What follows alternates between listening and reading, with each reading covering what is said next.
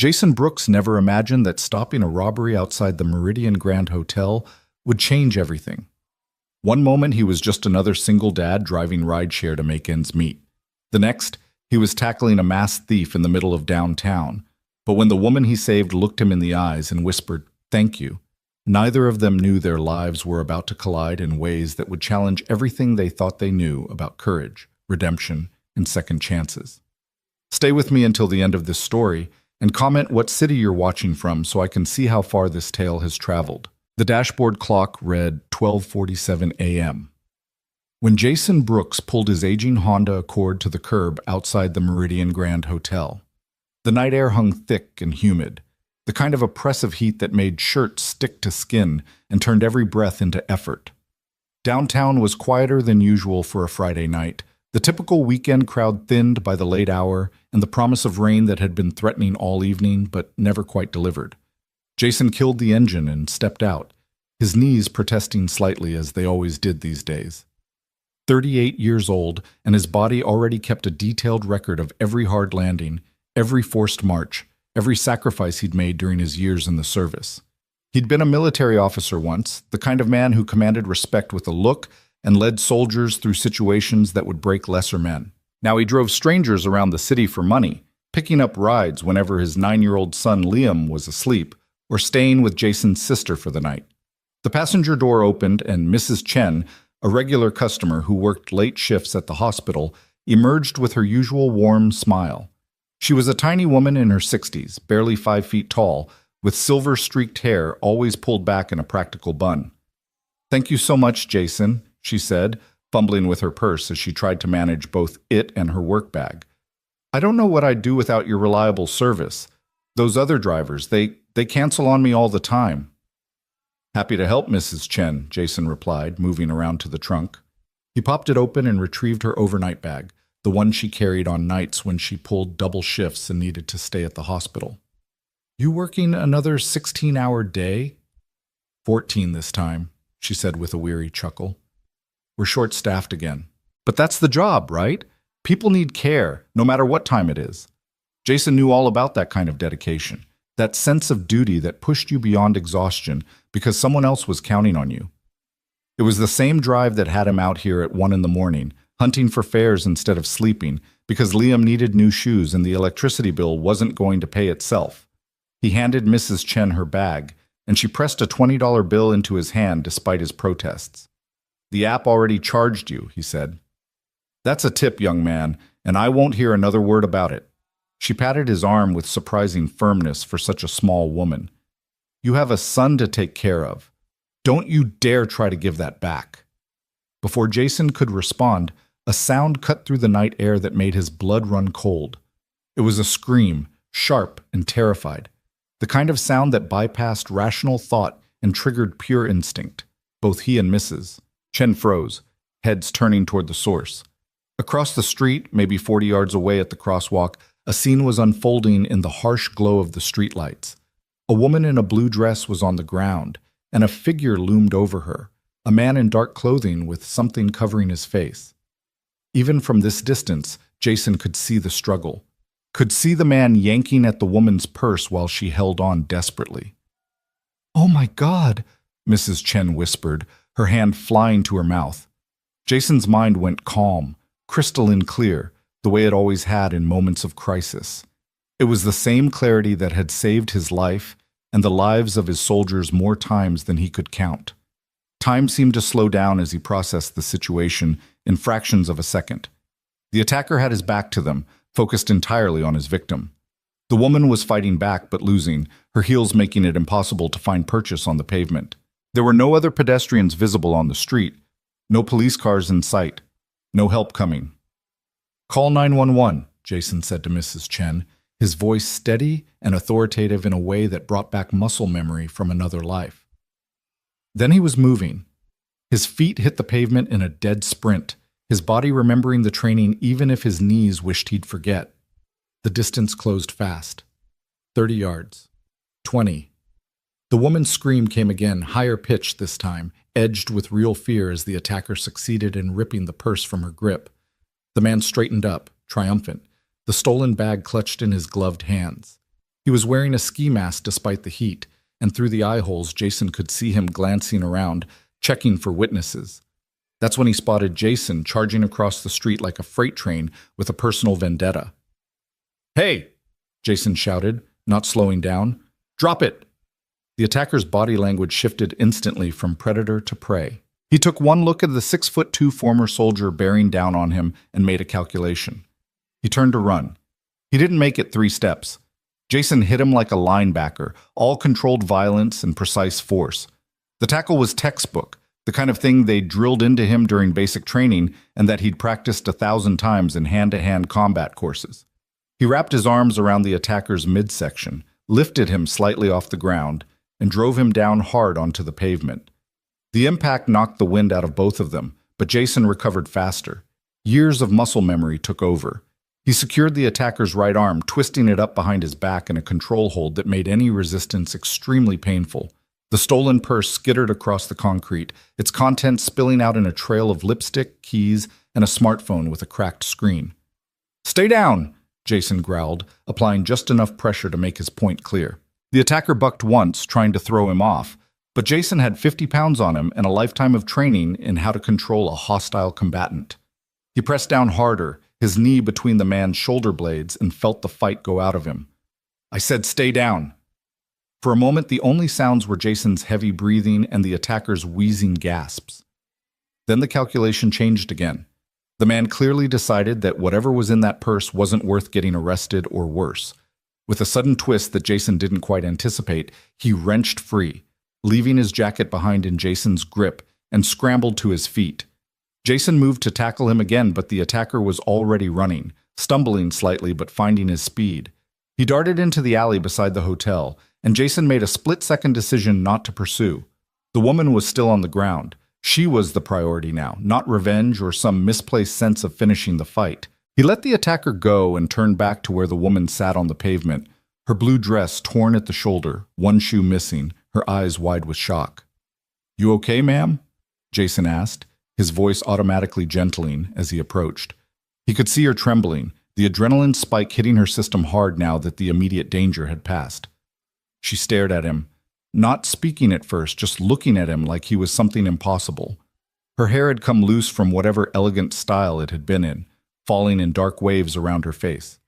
She was younger than he'd initially thought, maybe mid-30s, with sharp cheekbones and eyes that even in shock held a remarkable intelligence. She started, her voice shaking. "I think so. I mean, yes, I'm not hurt. He didn't... You stopped him." Jason nodded and extended his hand. "Let's get you up off this street." She took his hand and he pulled her to her feet with gentle firmness. She swayed slightly, and his other hand automatically went to her elbow to steady her. Up close, he could see she was dressed expensively, the kind of outfit that cost more than his monthly car payment. The blue silk dress, even torn, was clearly designer. Her jewelry, though simple, was real gold, not the costume pieces most people wore downtown at night. "Your purse," Jason said, releasing her elbow and moving to gather the scattered contents. He collected everything quickly and efficiently: wallet, phone, keys, makeup, a slim tablet, breath mints, a slim folder with what looked like legal documents. He zipped it all back into the leather bag and handed it to her. She clutched it to her chest like a life preserver. "Thank you," she whispered. "I can't... If you hadn't been here..." "But I was," Jason said simply. "That's what matters." Across the street, Mrs. Chen was hurrying toward them as fast as her short legs would carry her, phone still pressed to her ear. "Police are on their way," she called out. 5 minutes, they said. Jason nodded his thanks. He turned back to the woman in the blue dress and really looked at her for the first time. Despite the dishevelment, despite the fear still evident in her eyes, there was something striking about her. Not just beautiful, though she certainly was that, but something more. A quality of presence, of self-possession that even trauma couldn't completely shake. "We should get you inside," he said, gesturing toward the hotel entrance. "You'll be safer there, and you can sit down while we wait for the police." She nodded mutely and took a step forward, then winced. She'd lost one of her heels in the struggle, and the other had broken during the fall. Jason watched her try to walk, saw her wobble, and made another quick decision. "Here," he said, turning his back to her slightly and crouching down. "Climb on, I'll carry you." "What? No, I couldn't possibly." "Ma'am, with all due respect, your feet are torn up and you're shaking like a leaf. Let me help you." There was a pause, a moment of internal debate that Jason could feel even without seeing her face. Then small hands gripped his shoulders, and he felt her weight settle onto his back. She was lighter than he'd expected, almost fragile feeling despite her height.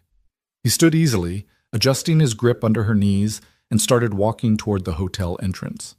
Mrs. Chen trotted alongside them, still on the phone with the 911 dispatcher, answering questions about the attacker's description and direction of escape. Jason tuned it out, focusing instead on the woman on his back and making sure his long strides didn't jostle her too much. "I don't even know your name," she said quietly, her voice close to his ear. "Jason Brooks." "Eleanor," she replied. "Eleanor Morgan." The name tickled something in the back of Jason's mind, a sense that he should recognize it, but he couldn't place it. Probably she was just someone local, maybe a regular at the hotel or a businesswoman staying in town. Downtown was full of people whose names you were supposed to know. They reached the hotel entrance, and the doorman, who had apparently been on some kind of break during the actual robbery, came rushing out with wide eyes and stammered apologies. Jason ignored him and carried Eleanor into the lobby, finally setting her down on one of the plush couches near the concierge desk. The concierge himself, a thin man in his 50s with a name tag reading Martin, came hurrying over with a first aid kit and a bottle of water. "Ms. Morgan, my God, what happened? Are you hurt? Should I call an ambulance?" "I'm fine, Martin," Eleanor said, accepting the water with shaking hands. "Or I will be. This man saved me from a robbery right outside." Martin turned to Jason with an expression of profound gratitude mixed with horror that something like this had happened practically on the hotel's doorstep. "Sir, I cannot thank you enough. If there's anything we can do, just make sure she's okay," Jason interrupted. "And the police are on their way. They'll want to talk to both of us." He glanced at his phone, checking the time. Already past 1 in the morning. He'd promised Liam's babysitter, his sister Michelle, that he'd be home by 2 at the latest. She had work in the morning, couldn't stay all night. He should probably get going as soon as he gave his statement to the cops. But when he looked back at Eleanor Morgan, she was staring at him again with that same intense focus, like she was trying to memorize his face or figure out some puzzle only she could see. "Please don't leave yet," she said softly. "Not until the police come. I'd feel better if you stayed." Jason hesitated, thinking about Michelle and the time and his exhaustion, but then he saw the barely concealed fear still lurking behind Eleanor's composed exterior. She was holding it together through sheer force of will, but she was not okay. Not yet. "I'll stay," he said, settling into the chair across from her couch, "until the police come." Relief flooded her features. "Thank you." Mrs. Chen bustled over, having finally finished with the 911 dispatcher. She fussed over Eleanor like a mother hen, checking her injuries, which turned out to be mostly superficial: scraped palms, torn stockings, bruised knees. Nothing that required emergency care, though Martin insisted on calling the hotel's doctor anyway, just to be safe. While they waited, Jason found himself studying the hotel lobby with professional eyes. It was nice, upscale but not ostentatiously so. Real marble floors, expensive but understated furniture, art on the walls that looked original rather than mass-produced prints. The kind of place that catered to business travelers with expense accounts and wealthy tourists who wanted luxury without flashiness. Eleanor Morgan fit here in a way Jason knew he never would. Even disheveled and shaken, she carried herself with the kind of natural grace that spoke of a lifetime of privilege. Old money, his mother would have called it, though Jason had never quite understood what made money old versus new beyond the attitude of the people spending it. "You served," Eleanor said suddenly, breaking his reverie. It wasn't a question. Jason met her eyes. "Yes, ma'am. Army. 12 years. "I thought so. The way you moved, the way you handled that situation, that's not something civilians do." She took a sip of water, her hands steadier now. "Officer?" "Captain. Infantry." She nodded as if that confirmed something. Why'd you leave? It was a personal question, especially from a stranger, but something about the way she asked it, genuinely curious rather than nosy, made Jason answer honestly. My wife got sick, he said quietly. Cancer. She needed me home, not deployed halfway around the world, so I resigned my commission and came back to take care of her and our son. Eleanor's expression softened with immediate understanding and sympathy. I'm so sorry. Is she? 3 years ago, Jason said. It was fast at the end, aggressive, but we had some good time together before. He trailed off, not sure why he was telling this woman his life story. Maybe it was the lateness of the hour, or the adrenaline crash, or just the strange intimacy that came from shared trauma. Whatever it was, he found himself continuing. After she passed, I had to figure out how to be both parents to a 6-year-old boy. The Army pension helps, but it's not enough. I've been doing security work, some private consulting, driving rideshare when I need extra cash. Whatever keeps food on the table and a roof over our heads. That's why you were here tonight, Eleanor said. You were working. Dropping off a passenger when I heard you scream. Mrs. Chen piped up from where she'd been quietly listening. Jason's the best driver I've ever had. Always on time, always polite, always makes you feel safe. If more people were like him, the world would be a much better place. Jason felt his ears heat with embarrassment. Mrs. Chen, you don't have to. I absolutely do, she insisted. You're a good man, Jason Brooks, and there's no shame in working hard to take care of your family. Your wife would be proud of you. Before Jason could respond, the front doors opened and 2 police officers walked in, a man and a woman, both in their 30s. The woman took the lead, introducing herself as Officer Patterson and her partner as Officer Mills. They took statements from everyone, starting with Eleanor and working their way through Jason, Mrs. Chen, and even Martin the concierge, who hadn't actually seen anything but could confirm that Ms. Morgan was a regular guest at the hotel. The process took almost 45 minutes. Officer Patterson was thorough, asking detailed questions about the attacker's appearance, his escape route, the stolen items. Jason gave her everything he could remember, including the fact that the attacker had left his jacket behind in their struggle. Mills bagged it as evidence, hoping for prints or DNA. You did good work tonight, Mr. Brooks, Patterson said as she finished up her notes. Quick thinking, appropriate force didn't pursue beyond what was safe. If everyone who witnessed a crime responded like you did, our jobs would be a lot easier. I just did what anyone would do, Jason said. No, Eleanor interjected firmly. You did what almost no one would do. Most people would have looked away, or recorded it on their phones, or maybe called for help but not gotten involved. You didn't hesitate. You put yourself at risk for a complete stranger. Officer Patterson nodded agreement. Miss Morgan's right. Most people freeze or flee. What you did tonight took courage and training. You're a hero whether you want to admit it or not. Jason shifted uncomfortably. He'd never liked that word, hero. He'd known real heroes in the Army, men and women who'd made the ultimate sacrifice. All he'd done was tackle one scared kid in a ski mask. I should get going, he said, standing up. My sister's watching my son and she needs to get home. Of course, Eleanor said, also standing. She was barefoot now, having abandoned her broken heels.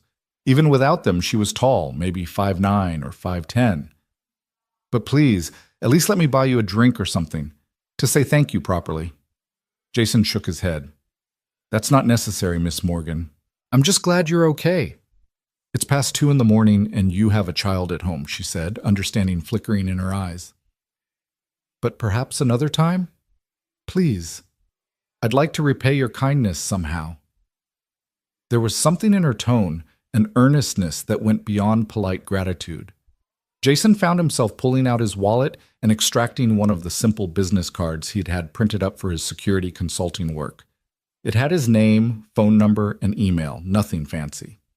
If you really want to, he said, handing it to her, but honestly, no repayment necessary.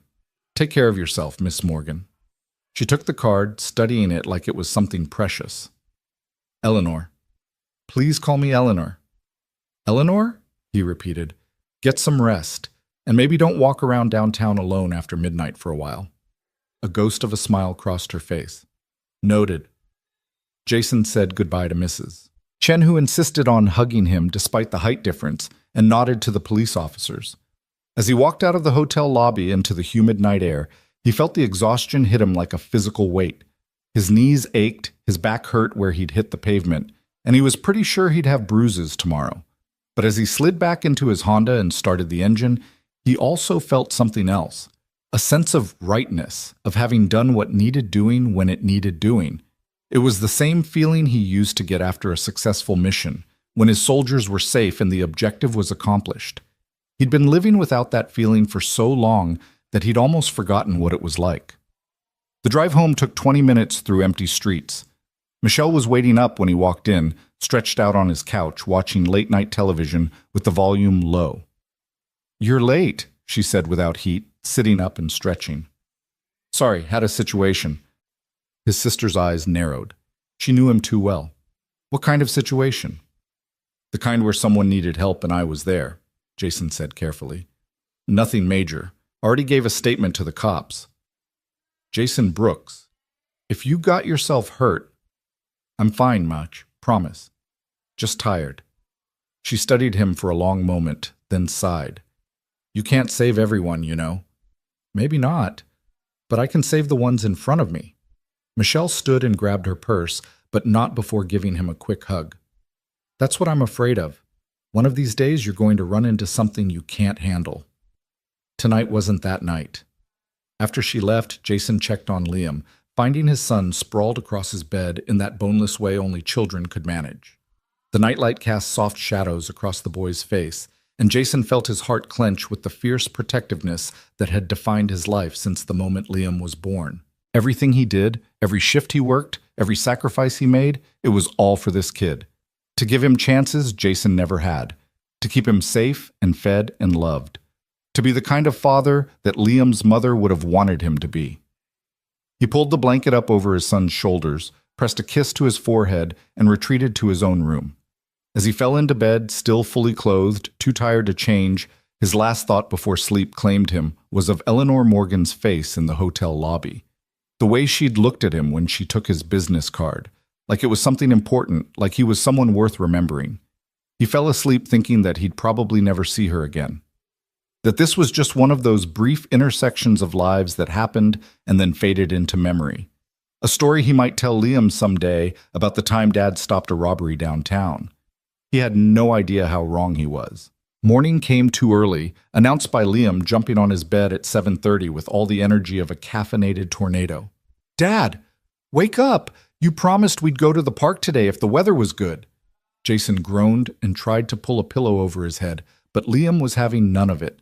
The kid yanked the pillow away with surprising strength for a 9-year-old. "Come on, Dad, it's Saturday, park day." All right, I'm up," Jason muttered, swinging his legs out of bed. Every muscle in his body screamed in protest, the after effects of last night's tackle making themselves known. He suppressed a wince and smiled at his son instead. "Give me 20 minutes to shower and make breakfast, okay?" 15 minutes, Liam countered, with the negotiating skills of someone who'd been bargaining with his father since he could talk. "And can we have pancakes?" "Deal." Liam whooped and raced out of the room, leaving Jason to haul himself to the shower. As hot water pounded his sore muscles, he found his mind drifting back to Eleanor Morgan. He wondered how she was doing this morning, whether she'd slept, whether the fear had faded or lingered. He shook his head, annoyed at himself for the distraction. She was probably fine, probably had a dozen people around her to make sure she was okay. She didn't need Jason Brooks worrying about her from across town. Breakfast was chaotic but happy, the way mornings with Liam usually were. They made pancakes together, Liam insisting on helping flip them and only dropping one on the floor. They ate while Liam chattered about school and his friends and the new video game he wanted but definitely wasn't getting because Jason couldn't afford it right now. By 9:30 they were at the park, Liam running ahead to the playground while Jason found a bench in the shade.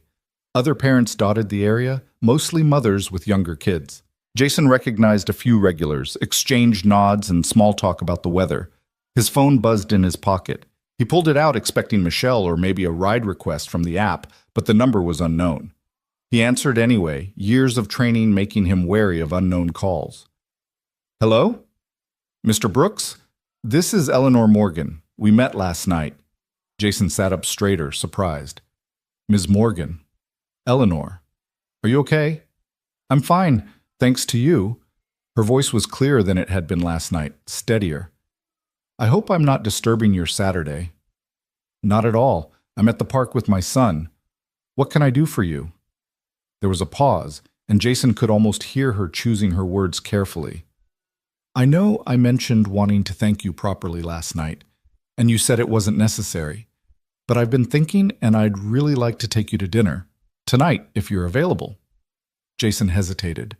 Part of him wanted to say no, to keep that boundary clear between their worlds. But another part, a part he'd thought had died with his wife, was curious. Interested in a way that had nothing to do with gratitude or heroics. I'd have to arrange childcare, he said carefully. My sister usually watches Liam, but I'd have to check if she's available. Of course, take your time, and please bring your son if that's easier. I'd love to meet him. That decided it for Jason. Anyone willing to include Liam rather than seeing him as an obstacle was worth having dinner with.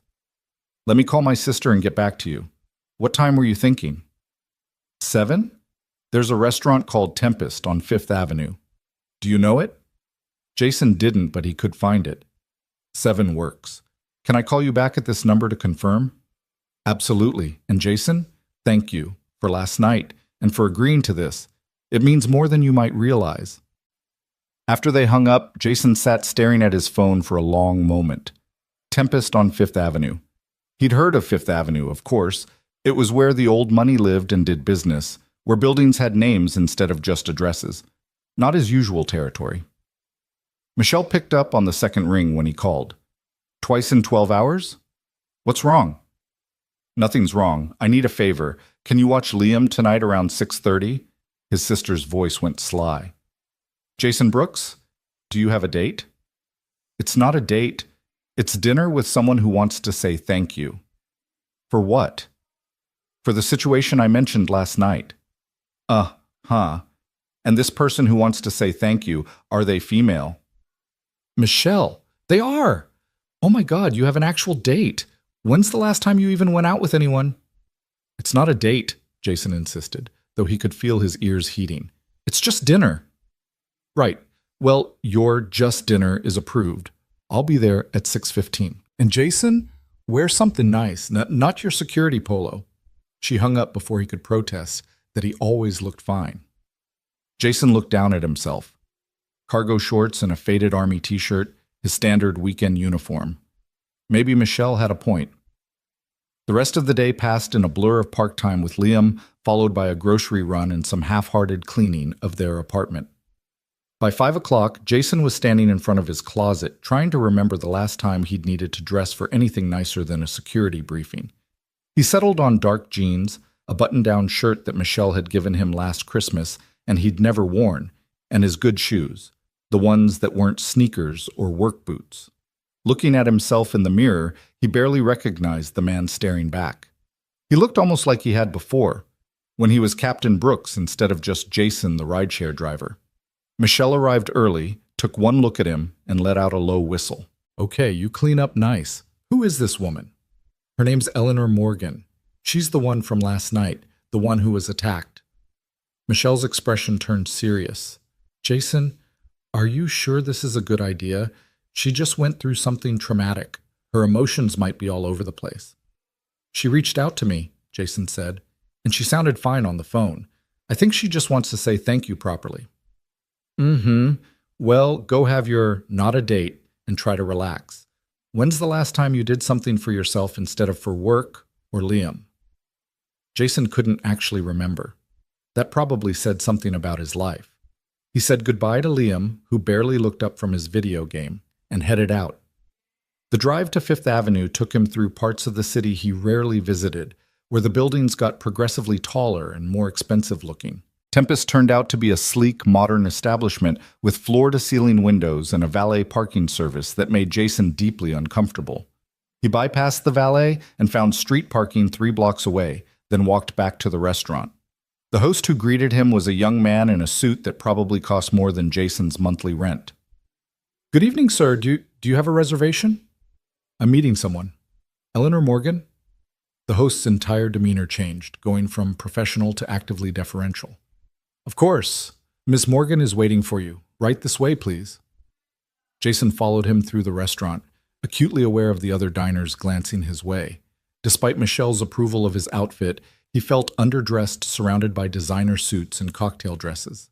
But then they reached a private corner table, and Eleanor Morgan looked up with a smile that made everything else fade into background noise. She was stunning. That was Jason's first coherent thought. Last night she'd been beautiful, even in distress, but tonight she was put together with the kind of effortless elegance that turned heads.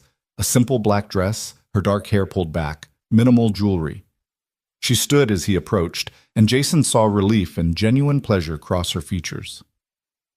"Jason, thank you so much for coming. Thank you for inviting me," he said, shaking her extended hand. Her grip was firm, confident. "You look well. Much better than last night." "I feel better. Please sit." The host pulled out Jason's chair, which was another thing that made him uncomfortable, but he managed to sit without making a fool of himself. A waiter appeared instantly with menus and water, rattling off specials that involved words Jason didn't recognize and ingredients he'd never heard of. After the waiter left, Eleanor leaned forward slightly. "I should have asked where you'd like to eat. This is where I usually take business associates, but if you'd prefer somewhere else..." "This is fine," Jason assured her, though he was already mentally calculating the cost of the entrees he could see on the menu. He'd have to pick up extra shifts this week to cover this, even if she was technically inviting him. Eleanor seemed to read his mind. "Please, order anything you like. This dinner is on me, and I won't take no for an answer. You saved my life last night. The least I can do is buy you a meal." "You don't owe me anything," Jason said reflexively. "I know I don't owe you. I want to." She paused, then added more quietly, "I haven't been able to stop thinking about what happened, about what could have happened if you hadn't been there. I needed to see you again, to make sure you were real, and not some figment of stress-induced imagination." Jason didn't know what to say to that, so he just nodded. The waiter returned, and Eleanor ordered wine with easy familiarity, then looked to Jason. He ordered a steak, medium rare, and immediately felt like he'd chosen wrong when Eleanor asked for something with truffle oil and microgreens. But she didn't seem to judge. Instead, as the evening progressed, she asked him questions about Liam, about his time in the army, about his life now. And Jason found himself talking more than he had in years, drawn out by her genuine interest and the way she listened like every word mattered. In return, he learned that Eleanor Morgan wasn't just wealthy. She was CEO of Morgan Holdings, a massive investment firm that managed billions in assets. She'd built it from nothing after aging out of the foster care system at 18, using scholarships and student loans to put herself through business school, then clawing her way up through the ranks of the financial world until she could start her own company. "I don't usually tell people that part," she admitted over dessert. "The foster care part. It's not exactly the origin story people expect from someone in my position." "Why tell me?" Jason asked. She considered the question, swirling wine in her glass. "Because you told me about your wife, about what you gave up to take care of her and your son. That kind of honesty deserves honesty in return." The conversation flowed easily after that, like they'd known each other for years instead of hours. Jason found himself laughing, actually laughing, at Eleanor's dry observations about the business world and the absurd demands of corporate culture. She in turn seemed fascinated by his military stories, the ones he usually kept to himself. It wasn't until the check came, which Eleanor smoothly intercepted before Jason could even see the total, that he realized 3 hours had passed. "I should get home," he said reluctantly. "My sister has to work tomorrow." Eleanor nodded, but there was something in her expression, a hesitation. "Jason, there's something else I wanted to ask you. Something beyond just saying thank you." "Okay."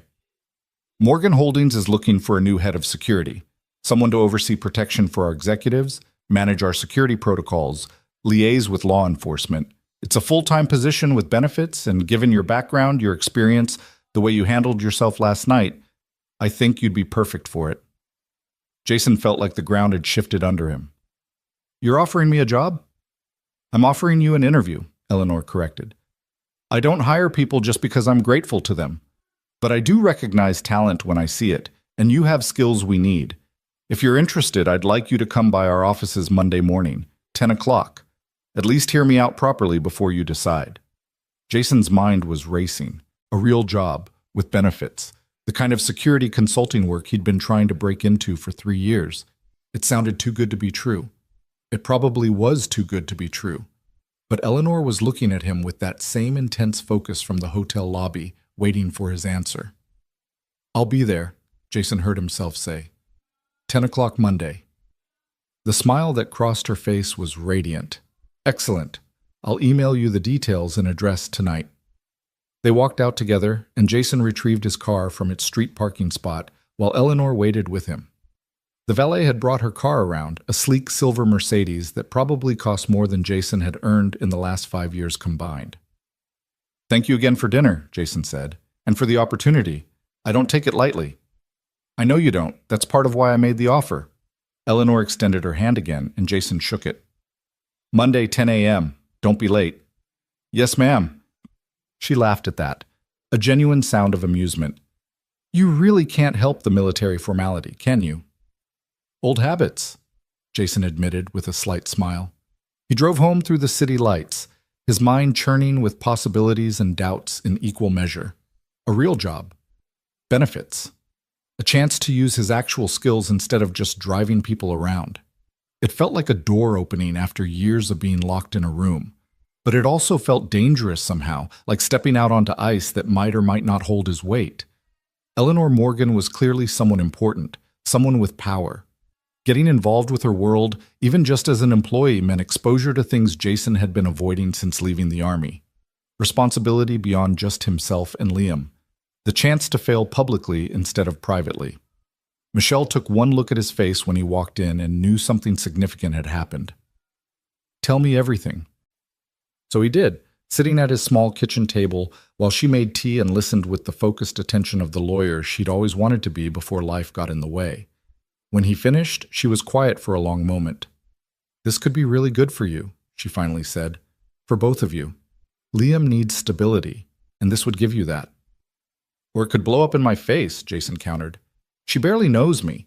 What if I'm not what she thinks I am? What if I mess it up?" "Jason." Michelle reached across the table and grabbed his hand.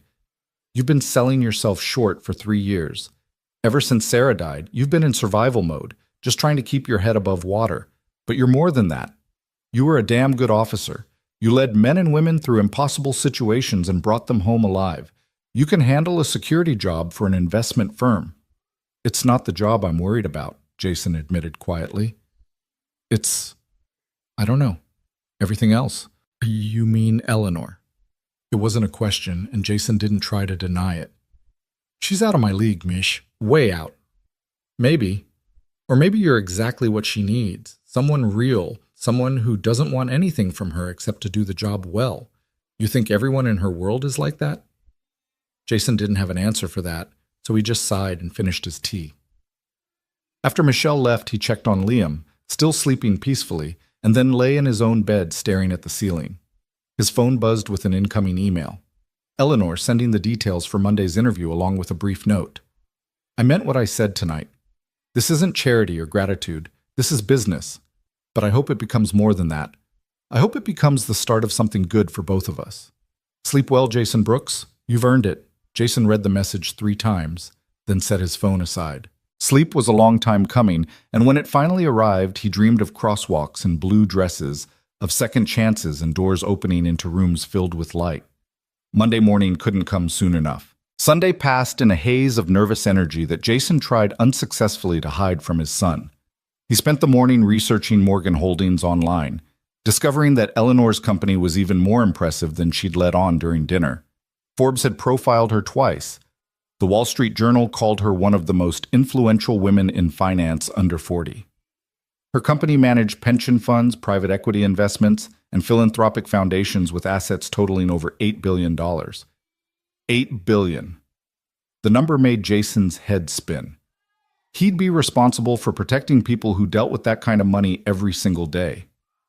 "Dad, you're doing that thing again," Liam said from the couch, not looking up from his handheld game.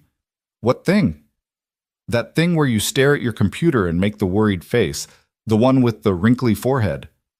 Jason consciously smoothed his expression. I'm not worried. I'm preparing. For what? A job interview tomorrow. Now Liam did look up, interest sparking in his eyes that were so much like his mother's it sometimes hurt to look at them. A real job, like with an office and stuff? Maybe, if I don't mess it up. Liam set down his game and came over to where Jason sat at their small dining table that doubled as a desk. You won't mess it up. You're good at everything. The simple faith in his son's voice made Jason's throat tight. I'm not good at everything, buddy. You're good at the important stuff. Mom always said so. Jason pulled Liam into a hug, holding him close for a moment. Sarah had said that during one of their last conversations before the cancer took her ability to speak clearly. She'd gripped his hand with what little strength she had left and told him he was good at the important things, the things that mattered, being kind, being brave, being there when people needed him. Thanks, kiddo, Jason said, releasing him. Now go beat that level you've been stuck on all week. Liam grinned and raced back to the couch, and Jason returned to his research. By Sunday evening, he'd read everything publicly available about Morgan Holdings, memorized the names and faces of the executive team, and drafted answers to every interview question he could think of. He'd even pressed his one good suit, the one he'd worn to Sarah's funeral, and hadn't touched since. Sleep came easier that night, exhaustion finally overriding anxiety. When his alarm went off at 6:30 Monday morning, Jason felt surprisingly calm. The nervousness had crystallized into focus, that same pre-mission clarity that had served him well in the Army. He got Liam ready for school, packed his lunch with extra care, and walked him to the bus stop like always. Wish me luck, Jason said as the yellow bus pulled up. You don't need luck, Dad. You've got skills. Liam delivered this pronouncement with the absolute certainty of a 9-year-old, then bounded onto the bus without looking back. Jason watched the bus disappear around the corner, then returned home to transform himself. The suit fit better than he remembered, though it pulled slightly across his shoulders from the muscle he'd built doing manual labor and security work. He shaved carefully, fixed his hair, and stared at himself in the mirror. Captain Brooks stared back, or at least a version of him. The man who'd led soldiers and made life-or-death decisions and earned the respect of everyone under his command. That man had been buried under 3 years of grief and survival mode, but he was still there, still capable. The Morgan Holdings building was downtown, a glass and steel tower that stretched 30 stories into the morning sky. Jason arrived 15 minutes early and spent that time sitting in his car, breathing deeply and centering himself the way he'd learned during Army leadership training. When his watch showed 9:55, he got out and walked through the revolving doors into a lobby that screamed wealth and power. The security desk was staffed by 2 guards in sharp uniforms, both wearing the kind of alert awareness that marked them as professionals. Jason approached and gave his name, and one of the guards checked his computer before nodding. Miss Morgan is expecting you, Mr. Brooks. Take the elevator to the 28th floor. Her assistant will meet you there. The elevator was glass on one side, providing a view of the city as it rose. Jason watched downtown spread out below him, thinking about how different this world was from the one he'd been living in. Up here, decisions got made that affected thousands of lives. Money moved in amounts most people couldn't comprehend. Power concentrated and radiated outward. The 28th floor was quieter than Jason had expected, more subdued. Thick carpets muffled footsteps. The walls displayed original art that Jason suspected was worth more than his entire net worth. A woman in her 50s with perfectly styled gray hair and a smile that didn't quite reach her eyes stood waiting by the elevator. Mr. Brooks, I'm Patricia Chen, Miss Morgan's executive assistant. Please follow me. Jason followed her down a hallway lined with offices, each one occupied by someone who looked busy and important. They passed a conference room where a meeting was clearly in progress, multiple screens displaying charts and graphs that meant nothing to Jason, but everything to the people studying them intently. Patricia stopped at a door at the end of the hall, knocked once, and opened it without waiting for a response. Miss Morgan, Mr. Brooks is here. Thank you, Patricia. Please hold my calls. Eleanor's office was corner-positioned with floor-to-ceiling windows on 2 sides, providing a panoramic view of the city.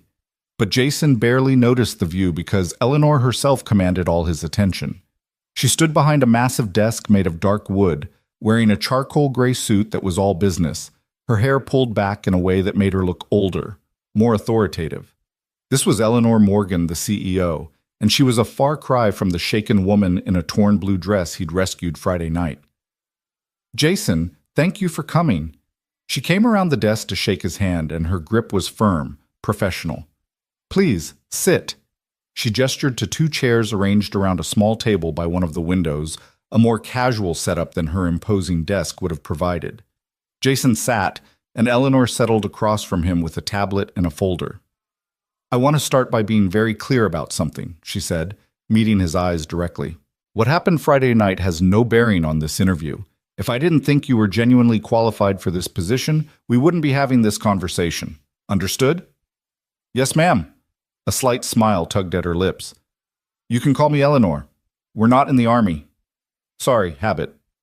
"Don't apologize for good manners." She opened the folder and Jason saw his resume, the one he'd emailed her Sunday night after she'd requested it. "I've reviewed your background. 12 years Army infantry officer, rose to captain, multiple deployments, commendations for leadership under fire, specialized training in security protocols and threat assessment. Since leaving the service, you've done private security consulting, personal protection work, and supplemented with ride-share driving." She looked up from the paper. "What you haven't done is worked in corporate security, so let me explain what this position entails." For the next 20 minutes, Eleanor outlined the role with impressive detail. Morgan Holdings employed over 300 people across multiple offices. They handled sensitive financial information, hosted high-profile clients, and occasionally dealt with threats ranging from corporate espionage to angry investors who'd lost money. The head of security would oversee a team of 8, coordinate with local law enforcement, manage access protocols, and ensure the physical safety of all personnel. "The salary is $120,000 annually, plus benefits," Eleanor said. "Health insurance, retirement matching, 3 weeks vacation to start. There's also a signing bonus of $10,000 if you accept, and annual performance bonuses based on company results." Jason tried not to react to the numbers, but his heart was hammering. That was more money than he'd made in the last 2 years combined. Life-changing money. Liam could have new shoes whenever he needed them. They could move out of their cramped apartment into something better. Jason could stop working 80-hour weeks just to stay afloat. "What's the catch?" he heard himself ask. Eleanor's eyebrows rose. "Catch?" "It's a generous offer, very generous, for someone with no corporate experience." "The catch is that you'll work for me," Eleanor said bluntly. "And I have high standards. I expect excellence, not mediocrity. I expect problems solved before they become crises. I expect loyalty, discretion, and absolute professionalism. Can you deliver that?" Jason held her gaze. "Yes." "Tell me why I should believe you." It was a challenge, delivered in a tone that made clear Eleanor was done being grateful and was now fully in CEO mode. Jason respected that. He sat up straighter and spoke with the confidence that came from knowing his own worth. "Because everything I've done for the past 15 years has been about protecting people. In the Army, I kept my soldiers alive through 3 combat deployments. I made decisions under fire that saved lives. Since then, I've kept those same skills sharp doing security work wherever I could find it. I know how to assess threats, plan for contingencies, and respond when things go wrong. More than that, I know how to lead a team. Security isn't just about locks and cameras. It's about people trusting each other and working together." He paused, then added, "And I'm hungry. Not for power or status, but for the chance to do work that matters again. To use my skills for something more than just getting by. You're offering me that chance, and I won't waste it." Eleanor studied him for a long moment, her expression unreadable. Then she set down her tablet and leaned back in her chair. "There's something else you should know. Friday night wasn't random." Jason felt his attention sharpen. "What do you mean?" "The man who attacked me, he knew my name. Before you arrived, when he first grabbed me, he said, 'Ms. Morgan, your company owes me.' I didn't tell the police that part because I wasn't sure if it was relevant or just paranoid thinking." "It's relevant," Jason said immediately. "Very relevant. Did you recognize his voice?" "No, but I've been going through my memory all weekend, trying to remember anyone who might have cause to target me specifically. The truth is, there are a lot of possibilities. We manage investments. Sometimes people lose money. Sometimes we have to make hard decisions that cost people their jobs or their businesses. It comes with the territory. Jason's mind was already working through implications. You need to tell the police. And you need enhanced security until they catch this guy. I've already increased building security, but that's part of why this position exists. I need someone I can trust to take a comprehensive look at our vulnerabilities and fix them. Someone who won't just go through the motions, but will actually care about keeping people safe. She leaned forward, and Jason saw something he recognized in her eyes.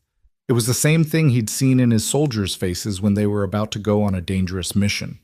Determination mixed with an edge of fear that came from knowing the risks were real. I'm not asking you to be my personal bodyguard, Eleanor said, but I'm asking you to make sure something like Friday night doesn't happen again, to anyone in this company. Can you do that? Yes, Jason said without hesitation. When do I start? Eleanor smiled, genuine warmth breaking through the CEO facade. Is 2 weeks too soon? That will give you time to transition out of your current work and arrange childcare for the new schedule. 2 weeks is perfect. They spent the next hour going over details, start date, paperwork, background checks that Jason knew he'd pass without issue. Eleanor introduced him to Patricia, who would handle the administrative side of his onboarding, and then to Marcus Webb, the interim head of security who'd been doing the job part-time while they searched for a permanent replacement. Marcus was a former cop in his 60s, solid and professional, with the kind of weathered face that came from years of dealing with humanity's worst. He gave Jason a firm handshake and an evaluating look. Military? He asked. Army, 12 years. Marcus nodded approval. Good. We need that discipline here. The previous head of security was corporate through and through, never saw real danger. When something actually happened, he froze. That's why Miss Morgan's looking for someone with field experience. What happened? Jason asked. 6 months ago, we had a break-in. Someone bypassed our systems and accessed the server room. They didn't take anything, just planted monitoring devices. By the time we discovered them, they'd been collecting data for weeks. Miss Morgan fired the security head the next day. Jason filed that information away. Industrial espionage was a different kind of threat than he was used to, but the principles were the same. Identify vulnerabilities, harden defenses, prepare for the worst. Marcus showed him around the building, pointing out cameras, access points, patrol routes. The security setup was decent, but not exceptional. Good enough for normal circumstances, but full of gaps that someone determined could exploit. Jason's mind was already cataloging needed improvements. They ended the tour back on the 28th floor, and Marcus clapped him on the shoulder. You got good instincts, I can tell. This place needs that. Ms. Morgan especially needs that. You sound protective of her, Jason observed. She's the best boss I've ever had, and I've had a lot of them. Fair, direct, expects a lot, but gives a lot in return. She's also got enemies, same as anyone with power. Your job will be making sure those enemies stay at a distance. After Marcus left, Jason found himself back in Eleanor's office. She'd been in meetings for most of the afternoon, but Patricia had texted him saying Ms. Morgan wanted to see him before he left. Eleanor was on a phone call when he entered, gesturing for him to sit while she finished up. Jason watched her work, fascinated by the transformation from the woman who'd sat across from him at dinner to this force of nature making decisions with casual authority. She was negotiating something complex, throwing around terms like basis points and liquidity positions that meant nothing to Jason but clearly meant everything to whoever was on the other end of the line. Done, she said finally, hanging up and turning her full attention to him. Some of the corporate armor had cracked, and she looked tired. Sorry about that. Closing a deal that's been in progress for months. No apologies necessary. It's impressive watching you work. Eleanor laughed, but there was an edge to it. Impressive or terrifying? Some people say I'm too direct, too hard, especially for a woman. You're a CEO. You're supposed to be hard. That's what I tell myself. She stood and moved to the windows, looking out over the city. Can I ask you something personal? Of course. Friday night, when you tackled that man, did you think about your son? About what might happen to him if you got hurt? Jason considered the question carefully. No, I didn't think at all. I just acted. That's what scares me, Eleanor said quietly. Not that you acted, but that you didn't hesitate. Most people would have calculated the risk. You just did what needed doing. Is that a problem? No. She turned to face him. It's exactly what I need, but it's also what worries me about asking you to take this job. Because I know myself, Jason. I know that I'm going to depend on you, probably more than is strictly professional. And that's not fair to you or to your son. Jason stood and crossed to where she stood by the windows. Up close, he could see the exhaustion in her eyes, the weight she carried that had nothing to do with physical burden. My wife told me something before she died, he said. She said that we don't get to choose when we're needed. We only get to choose whether we show up. I showed up Friday night because you needed help. I'm taking this job because your company needs someone to take security seriously. And if you need to depend on me, that's fine. That's what you're paying me for. Eleanor's eyes glistened with something that might have been tears, but she blinked them away. You're a good man, Jason Brooks. Better than you probably realize. I'm just a guy trying to do right by his kid and make a living. No, she said firmly. You're more than that. You're someone who still believes that doing the right thing matters. Do you have any idea how rare that is in my world? Before Jason could answer, her phone buzzed with an incoming call. She glanced at it and sighed. I have to take this. But Jason, thank you. For Friday night, for today, for saying yes. I have a feeling you're going to change things around here. Jason left the building as the afternoon sun angled between skyscrapers, painting downtown in shades of gold and amber. His phone was full of messages from Michelle demanding updates, but he ignored them for now. Instead, he drove to Liam's school and waited in the pickup line, just another parent among dozens. When Liam climbed into the car, he took one look at Jason's face and grinned. You got it! I got it, Jason confirmed, unable to keep the smile off his own face. Pending background checks and paperwork, but yeah, I start in 2 weeks. Liam whooped and punched the air, and Jason laughed, really laughed, for what felt like the first time in months. They celebrated with pizza at the cheap place Liam loved, and Jason let him order whatever he wanted without checking prices. It was a small thing, but it felt significant, a marker of things changing. That evening, after Liam was in bed, Jason sat on his couch with a beer and called Michelle. She picked up immediately. Tell me everything right now or I'm coming over there. So he did, walking her through the entire day from the moment he'd entered the Morgan Holdings building to the conversation with Eleanor by the windows. Michelle listened without interrupting, and when he finished, there was a long pause. Jason, this is huge. This is your life changing. I know. So why do you sound worried? Because he was worried, though he'd been trying not to examine exactly why. It's a lot of responsibility, a lot of people depending on me. You had 100 soldiers depending on you in Afghanistan. You handled that. That was different. I knew what I was doing there. This is corporate security, corporate politics. I'm out of my depth. You're always out of your depth at first, Michelle said pragmatically. That's how you learn to swim. Besides, it sounds like this Eleanor woman believes in you. That counts for something. Jason thought about Eleanor by the windows, confessing her fear that she'd depend on him too much. There was something developing between them, some connection that went deeper than employer and employee. He wasn't naive enough to pretend otherwise, but he also wasn't sure what to do about it. She's complicated, he said finally. Good. Complicated people are interesting. You've been living a simple, safe life for 3 years, Jason.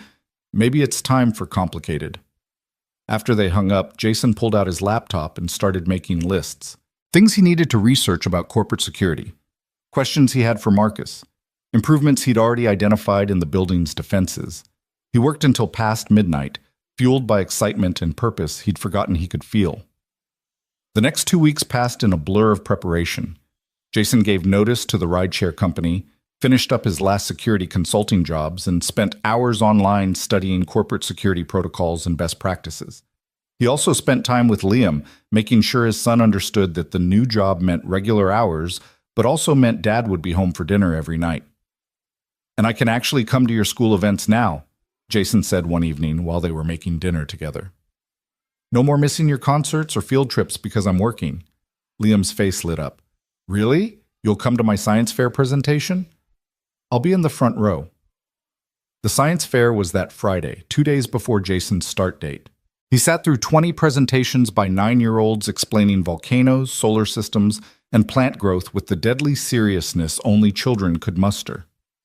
When it was Liam's turn to present his project on simple machines, Jason watched his son explain levers and pulleys with confidence and pride, and felt his throat tighten with emotion. Sarah should have been here for this. She'd been the one who loved school events, who'd volunteered for every field trip and bake sale. Jason was doing his best, but he knew there were gaps. Things Liam needed that one parent couldn't provide, no matter how hard they tried. After the fair, as they drove home through Friday evening traffic, Liam said, "Mom would have liked my project." "She would have loved it," Jason agreed. "She'd be so proud of you." "Are you proud of me?" "Every single day, buddy. Every single day." Saturday, Jason's last day before starting at Morgan Holdings, was spent in practical preparation. He bought 3 new shirts and 2 pairs of dress pants, spending more money than he was comfortable with, but knowing he needed to look the part. He got a haircut, the kind of precise military style that had been his standard for years. He even bought a new briefcase, replacing the battered messenger bag he'd been using since leaving the army. That evening, Michelle came over to watch Liam for what she was calling the new job celebration dinner, though Jason had protested that celebrating before he'd even started was premature. "You're going out with Eleanor tonight, aren't you?" she asked as Jason changed into one of his new shirts. "It's a work dinner. She wants to go over my priorities for the first week." A work dinner on a Saturday night. Jason emerged from his bedroom and gave his sister a level look. "She's my boss, Michelle, that's all." "For now," Michelle said, but she was smiling. "Go have your work dinner. Try to relax and enjoy yourself. You've earned this, Jason. Stop waiting for the other shoe to drop and just let something good happen." The restaurant Eleanor had chosen was different from Tempest, more casual but still upscale. It was a steakhouse with dark wood and leather booths, the kind of place where deals got made over expensive wine and rare cuts of beef. Eleanor was already there when Jason arrived, seated in a corner booth that provided privacy and a view of the entire restaurant. She looked different than she had in the office all week. Less corporate armor, more like the woman he'd had dinner with that first time. Dark jeans, a cream-colored blouse, her hair loose around her shoulders. She smiled when she saw him, and Jason felt something shift in his chest. "Thank you for meeting me," she said as he slid into the booth across from her. "I know it's the weekend, and you probably have better things to do." "Liam's with my sister. I'm all yours." The words came out more intimate than he'd intended, and he saw awareness flicker in Eleanor's eyes. But she just smiled and said, "Good, because I wanted to talk to you without the office atmosphere. Get to know the real Jason Brooks before you become my head of security." "What you see is what you get," Jason said. "I'm not complicated." "Everyone's complicated. They just hide it better, or worse." She poured wine for both of them from the bottle already on the table. "Tell me about your wife, if it's not too painful." Jason hadn't expected that question, but he found himself wanting to answer. She was everything I wasn't. Outgoing where I was reserved, optimistic where I was practical. She made me laugh, made me see the good in things. We met right after I came back from my first deployment. She was a teacher, working with kids who had learning disabilities. He paused, memory washing over him. When she got sick, she never complained. Not once. Even at the end, when the pain was unbearable, she was more worried about me and Liam than herself. She made me promise I wouldn't stop living after she was gone, that I'd find happiness again. "Have you?" Eleanor asked softly. "Found happiness?" "I've found purpose." "That's close enough." Eleanor shook her head. "No, it's not. Purpose gets you through the day. Happiness makes you want tomorrow to come." "What about you?" Jason deflected. "You built an empire from nothing. That must make you happy." "It makes me satisfied, accomplished. But happy?" She swirled wine in her glass, considering. "I don't know if I've ever let myself be happy. I've been too busy proving I deserve to exist in rooms full of people who think I don't belong." "The foster care thing," Jason said, remembering what she'd told him. "The foster care thing," she confirmed. "I aged out of the system with $500, a high school diploma, and a chip on my shoulder the size of Texas. I put myself through community college, then state university, then business school. Every step of the way, people told me I wouldn't make it, that girls from my background didn't become CEOs. She met his eyes directly. So I proved them wrong, built a company that made me richer and more powerful than any of them. But somewhere along the way, I forgot how to just be, how to exist without constantly fighting. Is that why Friday night shook you so badly? Jason asked. Because you couldn't fight back effectively? Maybe.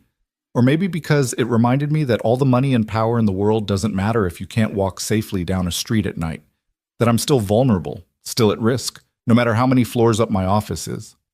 The waiter arrived then to take their orders, providing a break in the heavy conversation. They both ordered steaks, and Eleanor asked for a side of truffle fries that she admitted were her guilty pleasure indulgence. As the evening progressed, the conversation lightened. They talked about everything and nothing, movies, books, the peculiarities of the city they both called home.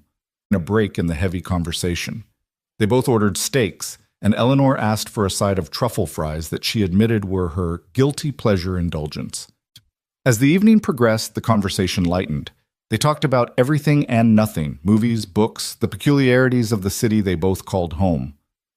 Eleanor was funny when she relaxed, with a dry wit that caught Jason off guard and made him laugh more than he had in years. She asked about Liam, seemed genuinely interested in Jason's stories about 9-year-old logic and the challenges of single parenting. "You're good at it," she said over dessert. "Being a father, I can tell from the way you talk about him." "I'm doing my best. Some days that's enough, some days it's not. That's all any of us can do, our best." When the check came, Eleanor waved away Jason's half-hearted attempt to pay. "This one's on me. Consider it a welcome to the company dinner." They walked out together into the cool evening air, and Jason realized he didn't want the night to end. That was dangerous thinking, he knew. She was his boss. There were power dynamics, professional boundaries that needed to stay intact. But standing there under the streetlights with Eleanor looking up at him, those boundaries felt very theoretical and very distant. "I should go," he said, not moving. "Early start Monday morning." "Yes," Eleanor agreed, also not moving. "Big day for both of us." They stood there for a moment longer, something unspoken hanging between them. Then Eleanor stepped forward and hugged him, quick and fierce. Jason's arms came up automatically, holding her, and for just a second she let herself lean into him. "Thank you," she whispered against his shoulder. "For everything, for Friday night, for taking this job, for tonight." "You make me feel safe, Jason. That's not something I feel very often." Then she pulled back, composed herself, and was CEO Eleanor Morgan again. "I'll see you Monday morning, 8 o'clock sharp." "Yes, ma'am," Jason said, unable to help the slight smile. She rolled her eyes, but smiled back. "We really need to work on that ma'am habit." Jason drove home through Saturday night traffic, his mind replaying the evening, analyzing conversations, trying to make sense of what was happening between them. Because something was happening, whether either of them wanted to acknowledge it or not. He could feel it every time their eyes met, every time the conversation dipped below surface level into something real and raw. But Monday morning, all of that would have to be set aside. He'd be her employee, her head of security, responsible for keeping her and 300 other people safe. Personal feelings had no place in that dynamic. He needed to lock this down, keep it professional, maintain appropriate distance. He just wasn't sure he could. Michelle was asleep on his couch when he got home, and Liam was tucked into bed. Jason stood in his son's doorway for a long moment, watching him sleep, thinking about the life he was about to provide for this kid. Stability. Security. A father who came home at normal hours and could afford more than just the basics, but also thinking about Eleanor's words. Purpose gets you through the day. Happiness makes you want tomorrow to come. Maybe, just maybe, he was about to find both. Monday morning arrived with all the weight of new beginnings. Jason woke before his alarm, adrenaline already flooding his system. He went through his routine with military precision, shower, shave, dress, in one of his new shirts and his best suit. He made Liam breakfast, walked him to the bus stop, and arrived at the Morgan Holdings building at 7:30, a full half hour before he needed to be there. The morning security guard recognized him from his interview and waved him through with a nod of respect. Jason took the elevator up to the 28th floor, where Patricia was already at her desk despite the early hour. "Mr. Brooks, welcome to your first day," she said warmly. "Ms. Morgan is in early meetings, but she asked me to get you set up in your office and introduce you to the security team." His office was on the 27th floor, smaller than Eleanor's, but still impressive by Jason's standards. Windows overlooking the city, a desk with multiple monitors already set up, a conference table for team meetings. It was more space than he knew what to do with. Patricia handed him an ID badge, building access codes, and a company phone. "Your team meeting is at 9. Miss Morgan will join you at 9:30. Until then, Marcus Webb is waiting to brief you on current protocols and outstanding issues." The next hour was a whirlwind of information. Marcus introduced Jason to the 8-person security team, a mix of former military and police, all competent professionals who sized up their new boss with careful eyes. Jason could read their skepticism. He was younger than most of them, unknown quantity, brought in by the CEO after a dramatic rescue. They were waiting to see if he could actually do the job. At 9:30 exactly, Eleanor walked into the conference room and the entire energy shifted. Everyone sat up straighter, conversation stopped. She commanded attention without saying a word, just by her presence. "Good morning," she said, taking a seat at the head of the table. "I see you've all met Jason Brooks, our new head of security. I expect you to give him your full cooperation and respect. He has my complete confidence, and his decisions regarding security protocols have my backing." She turned to Jason. "The floor is yours." It was a test, Jason realized. A way to see how he'd handle leadership in front of his team and his boss simultaneously. He stood, moved to the whiteboard, and began outlining his assessment of their current security posture and his priorities for improvement. He spoke for 20 minutes, detailing vulnerabilities he'd identified, proposing solutions, assigning initial tasks to team members. He was direct but not harsh, confident but not arrogant. And slowly, he saw the skepticism in his team's faces shift to attention, then to respect. When he finished, Eleanor stood. "Questions?"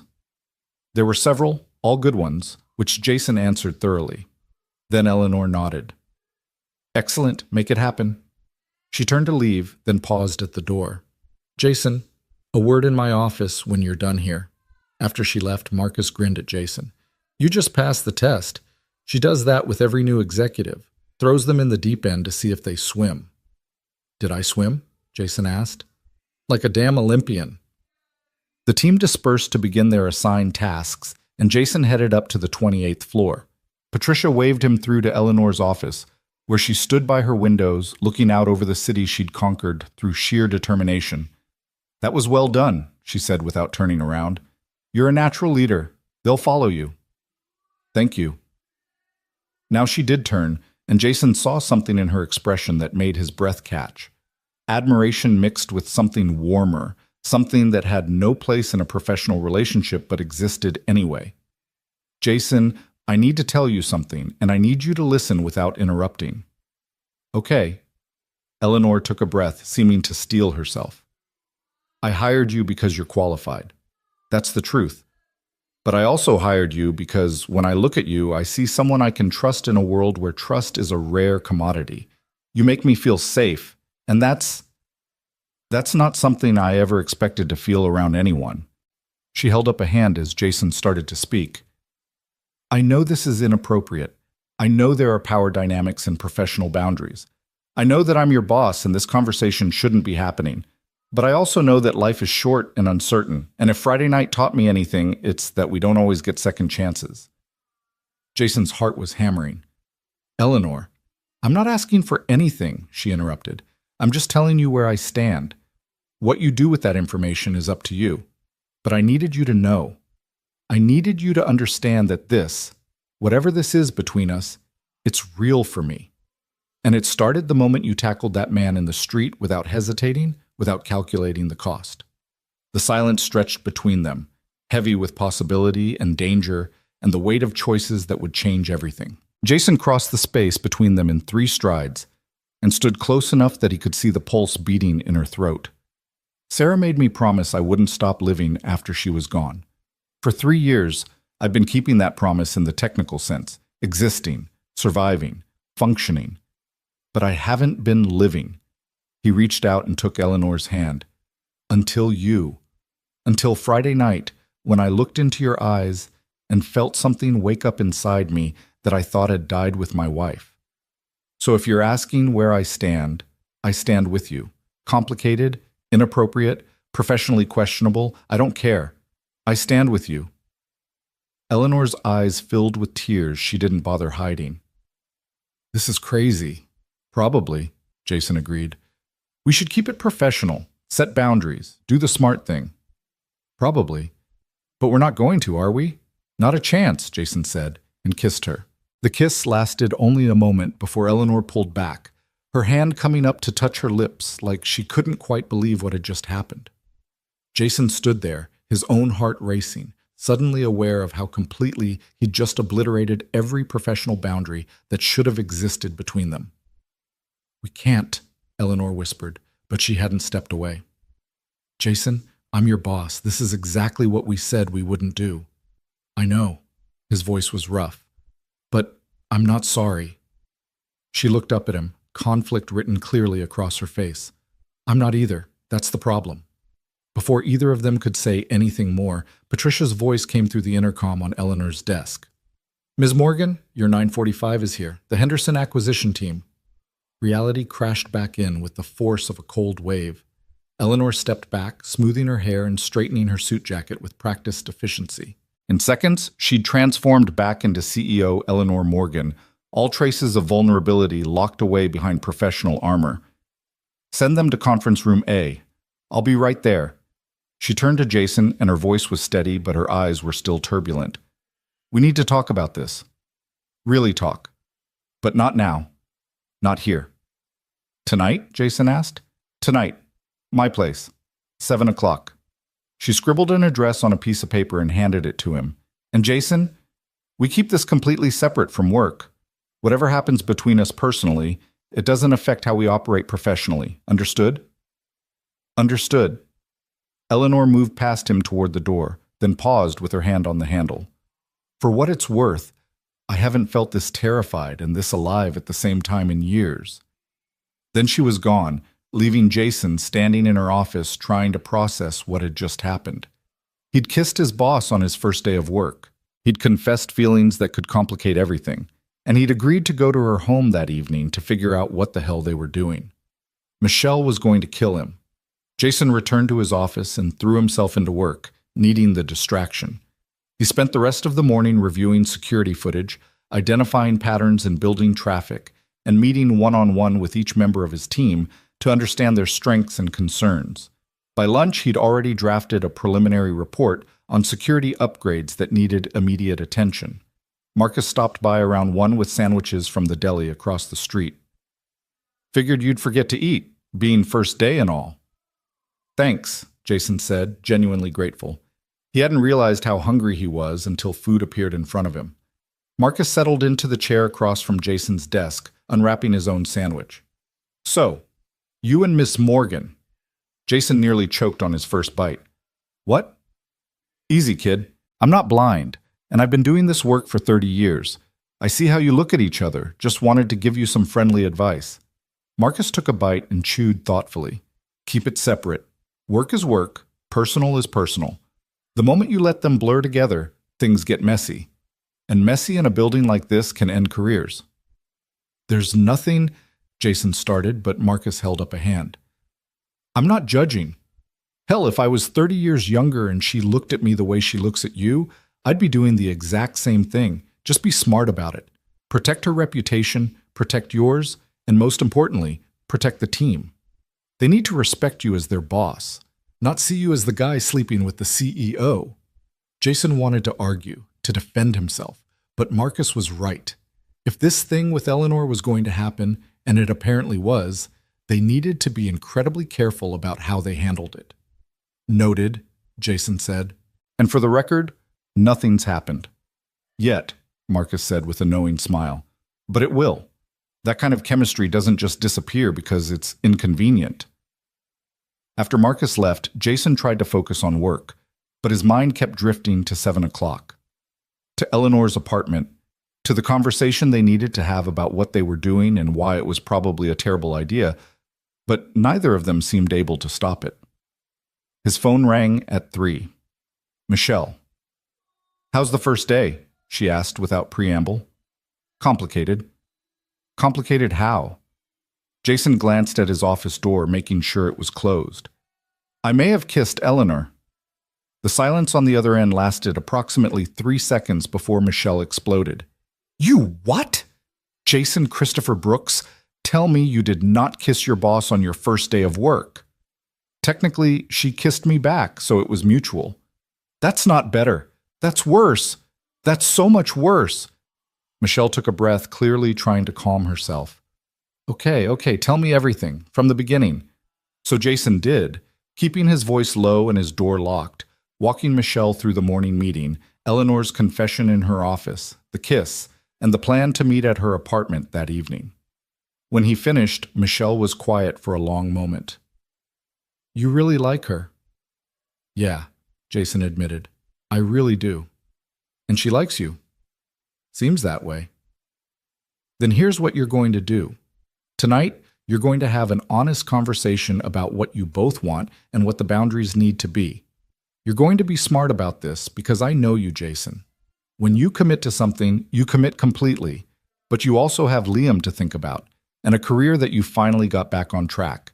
Don't let passion override common sense." "When did you get so wise?" "I've always been this wise. You just never listened before." Michelle's voice softened. "I'm happy for you, big brother. Scared out of my mind, but happy. You deserve this. You deserve to feel alive again. Just be careful, okay?" "I will, promise." After they hung up, Jason forced himself to focus on work for the rest of the afternoon. He held another team meeting at 4, went over the preliminary security upgrade plan, and assigned Marcus to start getting quotes from vendors. He responded to emails, studied building schematics, and tried to look like someone whose world hadn't just tilted on its axis that morning. At 6, he headed home to shower, change, and check on Liam. His son was at the kitchen table doing homework when Jason walked in. "How was school?" Jason asked, ruffling Liam's hair. "Boring. How was work?" "Interesting. Very interesting." Jason grabbed a water from the fridge. "Listen, I have a work dinner tonight. Aunt Michelle's going to come over and hang out with you." Liam looked up, suspicious. "Another work dinner? You had one of those Saturday."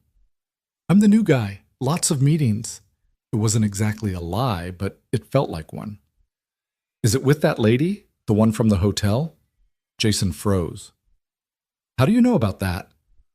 "I heard you and Aunt Michelle talking. You saved someone from a robber." Liam's eyes were bright with interest. "That's so cool, Dad. You're like a superhero." "I'm not a superhero, buddy. I just did what anyone should do. But most people wouldn't. That's what makes it cool." Liam returned to his homework, then added casually, "Is she pretty?" "Who?" "The lady you saved, the one you're having work dinners with." Jason sat down across from his son, recognizing that this conversation was more important than Liam's innocent tone suggested. "Yeah, she's pretty, but that's not why I'm having dinner with her. She's my boss, and we need to discuss work stuff." "Okay." Liam didn't look convinced. "But if you like her, that would be okay. You know that, right?" Jason felt his throat tighten. "What makes you think I like her?" "Because you smile different when you talk about her, like how you used to smile about Mom, but not exactly the same. It's a new smile." 9 years old and already reading him like a book. Jason reached across the table and took Liam's hand. "Your mom will always be special to me. Nobody could ever replace her." "I know, but she's gone, Dad. And you're still here. You're allowed to be happy." The words were almost exactly what Sarah had said to him in the hospital, during one of her last lucid moments.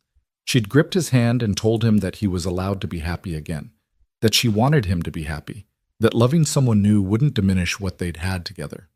"When did you get so smart?" Jason asked, his voice rough. "I've always been smart. You just never noticed." Liam grinned, and for a moment, Jason saw Sarah in that grin, in the intelligence and compassion that his son carried. Michelle arrived at 6:30, and Jason changed into jeans and a nice shirt, trying to strike a balance between casual and making an effort. As he checked himself in the mirror, he realized his hands were shaking slightly. nervous. He was actually nervous about seeing Eleanor, like he was 17 again going on a first date. The drive to Eleanor's address took him into a neighborhood he'd expected, upscale, historic, the kind of place where old money had built mansions a century ago and new money renovated them into modern showcases. Her building was a converted brownstone divided into luxury condos, the kind of place where the doorman wore a uniform and actually opened doors.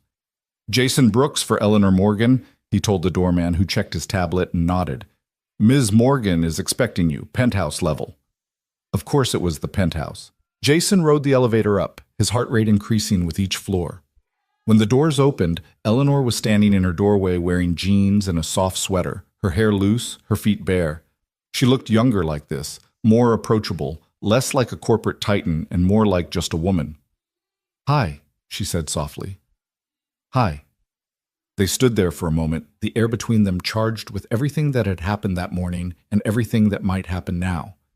Then Eleanor stepped back. "Come in, please." Her apartment was stunning, but somehow not cold despite the obvious expense. Floor-to-ceiling windows offered a panoramic view of the city at night. The furniture was modern but comfortable, with soft throws and actual books on the shelves, rather than just decorative objects. Photos hung on the walls, mostly landscapes, but a few that looked personal. It felt lived in, real, like Eleanor had actually built a home here, rather than just a showplace. "Wine?" Eleanor asked, moving to the kitchen. "Please." She poured 2 glasses of red, handed him one, and then led him to the couch by the windows. They sat at opposite ends, the space between them feeling vast and charged at the same time. "I've been thinking about this all day," Eleanor said, staring into her wine glass. "About what happened this morning, about what I said, about that kiss. And I keep coming back to the same question. What are we doing?" "I don't know," Jason admitted, "but I know I don't want to stop doing it." Eleanor smiled slightly. "That's the problem. Neither do I. But Jason, we have to be realistic. I'm the CEO of a major firm. You're my employee. There are power dynamics, potential conflicts of interest, and about 1,000 ways this could blow up in both our faces." "I know all that." "And you don't care?" Jason set down his wine glass and shifted closer to her. "I care. But I also know that life is short and unpredictable. I watched my wife die over the course of 8 months. Every day watching her fade, watching the person I loved disappear piece by piece. It taught me that you can't control everything, you can't plan for everything, and sometimes you just have to grab onto whatever good comes your way and hold on tight." He took Eleanor's hand, lacing his fingers through hers. "You're good, Eleanor. Being around you, talking to you, it makes me feel alive in a way I haven't felt since Sarah died. I'd be an idiot to walk away from that because of power dynamics and professional concerns." "But what about Liam?" Eleanor asked quietly. "You have a son who needs stability. Getting involved with me, it could complicate his life." "Liam told me tonight that I was allowed to be happy, that his mom would want that." Jason smiled. "He's 9 and already wiser than I am." Eleanor set down her own glass and moved closer until they were sitting knee to knee. "I haven't done this in a long time. Relationship things. I don't know if I remember how. Makes 2 of us. We'll figure it out together." "There have to be rules," Eleanor said. "Boundaries. At work, we're completely professional. No one can know we're involved, at least not yet. I won't have people saying I promoted you or gave you special treatment because we're sleeping together." "Agreed. At work, you're my boss and I'm your employee. Nothing more. And we take this slow. I know we're both adults and this chemistry is intense, but we take it slow anyway. Get to know each other properly before we jump into anything serious." "I can do slow," Jason said, though the way Eleanor was looking at him made slow seem like an impossible goal. "One more thing," Eleanor said, her voice dropping to almost a whisper. "I'm scared, Jason. I'm scared of how much I already feel for you. I'm scared of getting hurt, of hurting you, of this ending badly and losing not just whatever this is between us, but also the best head of security I've ever had." Jason cupped her face in his hands, forcing her to meet his eyes. "I'm scared too. Terrified, actually, but I'd rather be terrified with you than safe and alone. So let's be scared together." This time when they kissed, it was slower, deeper, neither of them pulling away. Eleanor's hands fisted in Jason's shirt, pulling him closer, and he wrapped his arms around her waist, lifting her easily into his lap. They stayed like that for a long time, kissing and touching with the desperate intensity of two people who'd been alone too long and had finally found someone who understood. When they finally broke apart, both breathing hard, Eleanor rested her forehead against Jason's. "So much for taking it slow." "We're taking it slow," Jason said. "This is just kissing. Very enthusiastic kissing." Eleanor laughed, and the sound was unguarded and genuine. "I like you, Jason Brooks. More than is probably wise." The feeling's mutual. They spent the rest of the evening talking, really talking, about everything and nothing. Eleanor told him about growing up in foster care, bouncing between homes, never quite belonging anywhere. She told him about the teacher who'd seen something in her and pushed her to apply to college, about working 3 jobs to pay for school, about the moment she'd decided to start her own company instead of making other people rich. Jason told her about meeting Sarah in college, about their wedding that had been held in his mother's backyard because they couldn't afford anything fancier, about the decision to join the army and how Sarah had supported him, even when it meant months apart. He told her about Liam's birth, about deployment schedules that made him miss first words and first steps, about the guilt that still haunted him for all the moments he'd missed. "You're a good father," Eleanor said when he finished. "Liam's lucky to have you." "I'm lucky to have him. He keeps me grounded, gives me purpose." "I'd like to meet him. Properly, I mean, not just in passing." Jason felt something warm settle in his chest. "He'd like that. Fair warning, though, he's already suspicious that something's going on between us. Smart kid. Too smart sometimes." It was past 11 when Jason finally stood to leave. Eleanor walked him to the door, and they stood there like teenagers reluctant to end a first date. "Tomorrow at work," Eleanor said. "We pretend this didn't happen. Complete professionals. I'm serious, Jason. If we're going to do this, we have to be flawless at work. No lingering looks, no special treatment, nothing that could make people suspicious." I understand. I'll be the perfect employee." "You better be, because I'm going to be a demanding boss." Eleanor smiled, took his face in her hands, and kissed him one more time. "Now, go home before I convince myself that this is all a terrible idea." Jason drove home through empty streets, his mind replaying the evening on loop. He felt like he was standing on the edge of something, a precipice that he could either step back from or jump off completely. There was no middle ground with Eleanor. She was all or nothing, and Jason was realizing that he wanted all. Michelle was asleep on his couch again when he got home, but this time she woke when he walked in.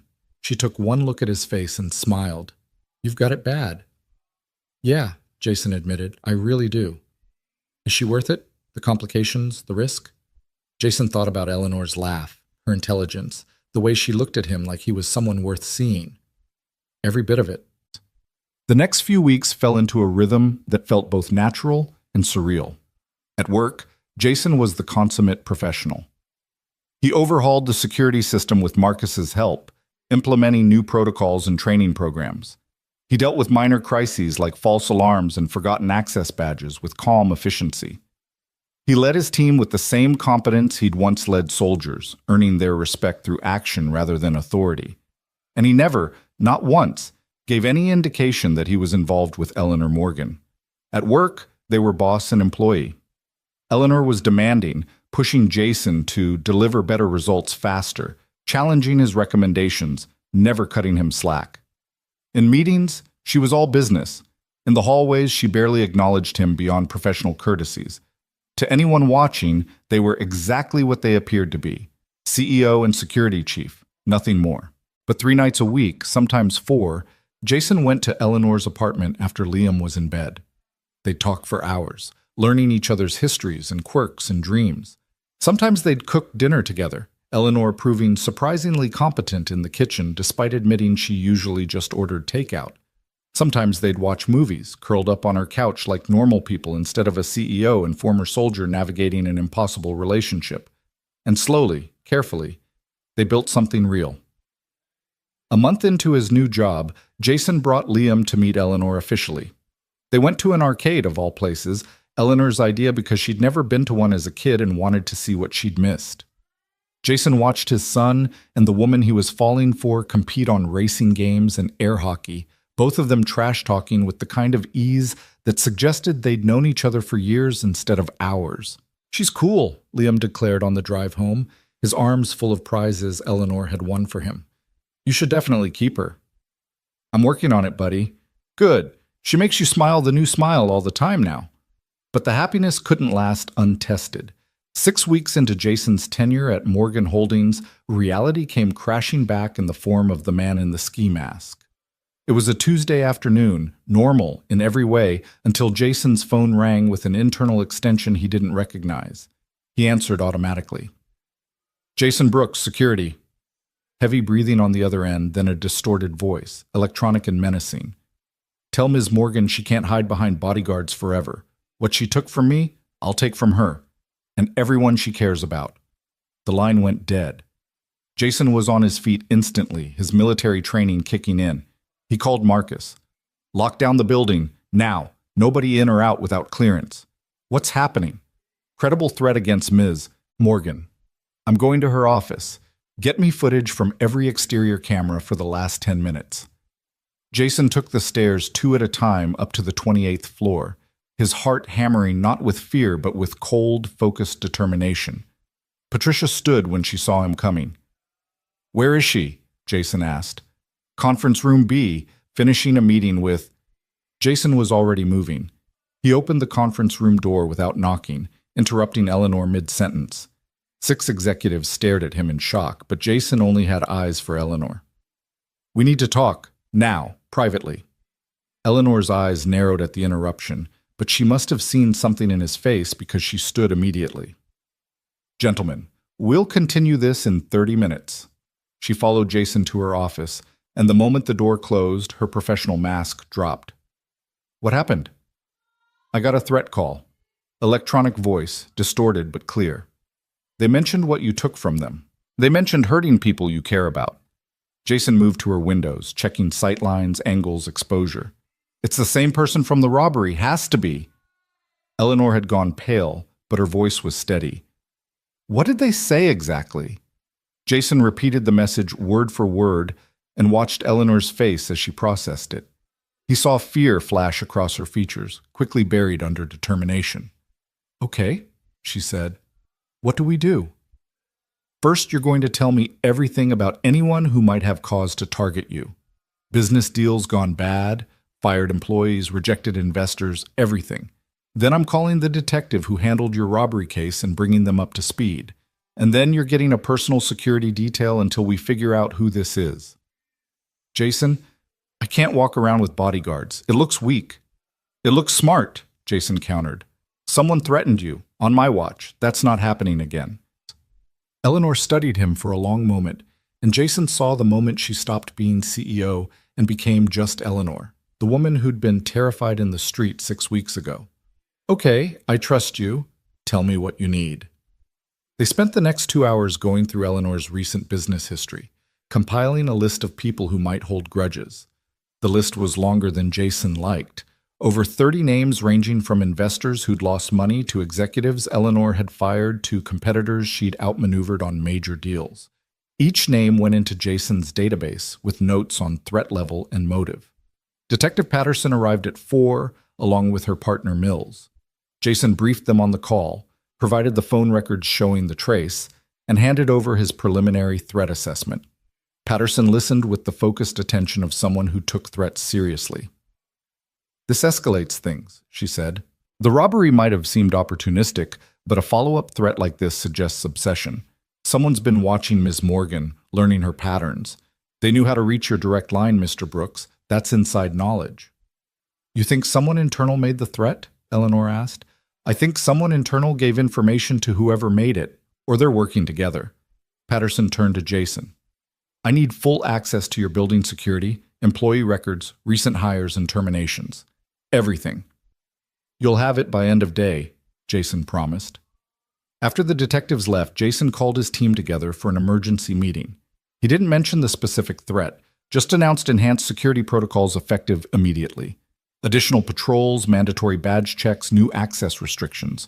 Marcus would oversee implementation starting the next morning. And one more thing, Jason said, meeting each team member's eyes. If anyone contacts you with questions about Miss Morgan's schedule, her habits, her security detail, anything like that, you report it to me immediately. I don't care if it's a reporter, a friend, another employee, everything gets reported. The team dispersed to their new assignments, and Jason returned to Eleanor's office. She was still working, her focus seemingly unshakable despite the threat hanging over her. But Jason could see the tension in her shoulders, the way her eyes flicked to the windows more often than usual. "You're staying at my place tonight," Jason said. It wasn't a question. Eleanor looked up. "Jason, I can't just move in with you. It's one night, until I can arrange proper security at your apartment. And before you argue, this isn't about us. This is about me doing my job. If you were any other executive under active threat, I'd be insisting on the same thing. Would you be offering your own home?" If it was the most secure location available, yes. Which was actually true. Jason's apartment might be modest, but it was in a building with good security, and more importantly, no one knew about it. Eleanor's penthouse was public knowledge, listed in property records, featured in a magazine spread about successful women's homes. Eleanor sighed. "Fine, one night, but this is purely professional." "Purely professional," Jason agreed, though they both knew it wasn't. They left the building together after most employees had gone home, Jason hyper-aware of their surroundings in a way he hadn't been since his military days. Every person on the street was a potential threat, every car a possible tail. He'd slipped back into combat mindset without even trying, and part of him was grateful for the clarity it brought. At his apartment, Eleanor met Michelle, who'd arrived early to watch Liam and stayed when Jason texted about the situation. His sister took one look at Eleanor's face and immediately switched into nurturing mode. "You're safe here," Michelle said firmly. "Jason might drive me crazy sometimes, but he's the best at what he does. Nobody's getting to you." Liam appeared from his room, stopping short when he saw Eleanor. "Are you staying for dinner?" "Looks like it," Eleanor said, managing a smile. "If that's okay with you." "Totally okay. Can you help me with my math homework after?" "Dad's terrible at fractions." "I am not terrible at fractions," Jason protested. "You are, though," Michelle said. "Remember when you tried to help him with that baking recipe and used wrong measurements?" Eleanor laughed, and some of the tension eased from her shoulders. They ordered pizza, and while they ate, Eleanor helped Liam with homework while Jason and Michelle talked quietly in the kitchen. "Someone threatened her?" Michelle asked, keeping her voice low. "Yeah, and it's serious, Mash. This person knows too much about our building, about our schedule. It's not random. You'll figure it out. You always do." Michelle squeezed his arm. "But Jason, be careful. You're in love with her. That makes you vulnerable." Jason started to deny it, then stopped. Was he in love with Eleanor? He thought about the way his heart jumped when he saw her, the way he couldn't imagine his days without her in them, the fierce protectiveness that had roared to life the moment he'd heard that threatening voice on the phone. "Yeah," he admitted quietly. "I think I am." "Does she know?"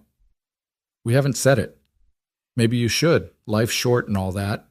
After Michelle left and Liam was in bed, Jason set Eleanor up in his room despite her protest that she'd take the couch. He gave her spare clothes to sleep in, showed her where everything was, and tried to ignore how right it felt having her in his space. "Thank you," Eleanor said, standing in his bedroom doorway looking small and tired. "For today, for tonight, for everything. It's my job." "No, it's more than that. You protect everyone, but with me it's different. I can feel it." Jason crossed to her, unable to stay away. "Because it is different. Because you're not just someone I work for, Eleanor. You're—" "I'm what?" "Everything," he said simply. "You're everything." Eleanor's eyes filled with tears. "I'm scared, Jason. I've built this life through sheer force of will, convinced myself I didn't need anyone, that being alone was safer. And then you tackled a man in the street for me, and suddenly I'm not alone anymore. Suddenly I have something to lose. You're not going to lose me, and I'm not going to let anything happen to you. You can't promise that. Watch me." They stood there in his doorway, holding each other while the city hummed outside, and Liam slept peacefully down the hall. Two people who'd been broken in different ways, finding wholeness in each other. Two people who'd built walls to keep the world out, slowly dismantling them brick by brick. "I love you," Eleanor whispered into his shoulder. "I didn't mean to. I tried not to. But I do." Jason pulled back just enough to see her face. "I love you too. Have for weeks, probably. Just didn't know how to say it." They kissed then, soft and slow, a promise more than passion, a commitment to whatever came next, threats and complications and impossible odds included. Later, after Eleanor had fallen asleep in his bed and Jason had taken the couch, he lay awake staring at the ceiling and thinking about the threat. Someone out there wanted to hurt Eleanor, wanted to take from her what she'd apparently taken from them, and Jason was going to find them before they got the chance. He pulled out his phone and started making notes, connections, possibilities. The voice had been electronically distorted, which meant premeditation. They'd called his direct line, which meant inside knowledge of the company directory. They'd mentioned what Eleanor had taken, which suggested financial motive. Lost money, lost opportunity, lost something valuable. Jason thought back through the list they'd compiled that afternoon. 30 names, but some stood out more than others. Derek Hansen, a former VP Eleanor had fired for cause after discovering he'd been skimming funds. Linda Martinez, an investor who'd lost big when Eleanor pulled out of a deal that later collapsed. Thomas Wright, a competitor who'd bid against Eleanor for a major acquisition and lost. One of them, or someone connected to them, was behind this. Jason was sure of it, and he was going to prove it. His phone buzzed with a text from Marcus. "Building footage shows unmarked van parked across the street for 47 minutes this afternoon. Left right after the threat call came in." "Running plates now," Jason responded immediately. "Send me everything. Photos, timestamps, all of it." This was the break they needed. Whoever had made that call had been watching the building, waiting for the right moment. They'd made a mistake, stayed too long, gotten caught on camera. And mistakes were what brought people down. Jason worked through the night, cross-referencing footage with the threat assessment list, building a profile of their suspect. By the time dawn broke through his windows, he had a theory. And by the time Eleanor emerged from his bedroom wearing his old army t-shirt and looking rumpled and beautiful, he had a plan. "Morning," she said, moving to where he sat surrounded by papers and laptop screens. "Did you sleep at all?" "I'll sleep when we catch this guy." Jason pulled her down into his lap, needing to touch her, to reassure himself she was safe. "I think I know who it is, or at least who hired someone to make the threat." Eleanor stiffened. "Who?" "Thomas Wright. He's the only one on our list with both motive and means. You beat him on the Henderson acquisition last month, cost him probably $50 million in projected revenue. His company's been struggling since. And get this, he has a brother who did time for stalking and harassment." "You think the brother made the call?" "I think Wright hired someone to scare you, maybe try to leverage information or force you to back out of upcoming deals. The robbery was probably the first attempt. Grab your phone or tablet, get access to confidential information. When that failed because I intervened, they escalated to direct threats." Eleanor processed this, her CEO brain clearly working through implications. "Can you prove it?" "Working on it. Marcus is tracing the van, Patterson's pulling Wright's financials, and I'm going to dig into his brother's known associates. If I'm right, we'll have evidence within 48 hours. And if you're wrong, then we keep looking. But Eleanor, I'm not wrong. Everything points to Wright." She turned in his lap to face him directly. "This is what you were in the army, isn't it? This focused, this determined. You were a good soldier." "I was a good officer," Jason corrected. "There's a difference. Soldiers follow orders. Officers make decisions that save lives or cost them. I got very good at making the right decisions." "I'm glad you're on my side." "Always," Jason promised, "for as long as you'll have me." Liam's alarm went off then, signaling the start of a normal day in a life that had become anything but normal. Eleanor went to shower while Jason made breakfast, and for a few minutes they played at being a regular family. 3 people starting their morning together, connected by something more powerful than convenience or circumstance. By the time they left for work, Jason in his car and Eleanor in the rideshare he'd insisted on checking thoroughly, the investigation was already in motion. And Jason Brooks was doing what he did best, protecting the people he loved from threats they couldn't see coming. The hunt was on. And this time, Jason wasn't going to let anyone escape. The unmarked van belonged to a rental company that specialized in commercial vehicles, the kind of anonymous transportation that businesses used for everything from catering deliveries to surveillance operations. Marcus had tracked it down within 6 hours of Jason's request, pulling strings with contacts at the DMV and calling in favors from his years on the force. The renter had used a fake ID and paid cash, which told Jason everything he needed to know about their level of sophistication. Professionals, Marcus said, spreading photographs across Jason's desk Wednesday morning. Or at least professional enough to cover basic tracks. But they made mistakes. Left the van parked too long in one spot. Didn't account for our traffic cameras. Probably assumed we weren't monitoring external threats that closely. Jason studied the photos with the intensity he'd once reserved for enemy positions and hostile territory assessments. The van itself was nondescript, white with no markings, tinted windows that prevented any view of the interior.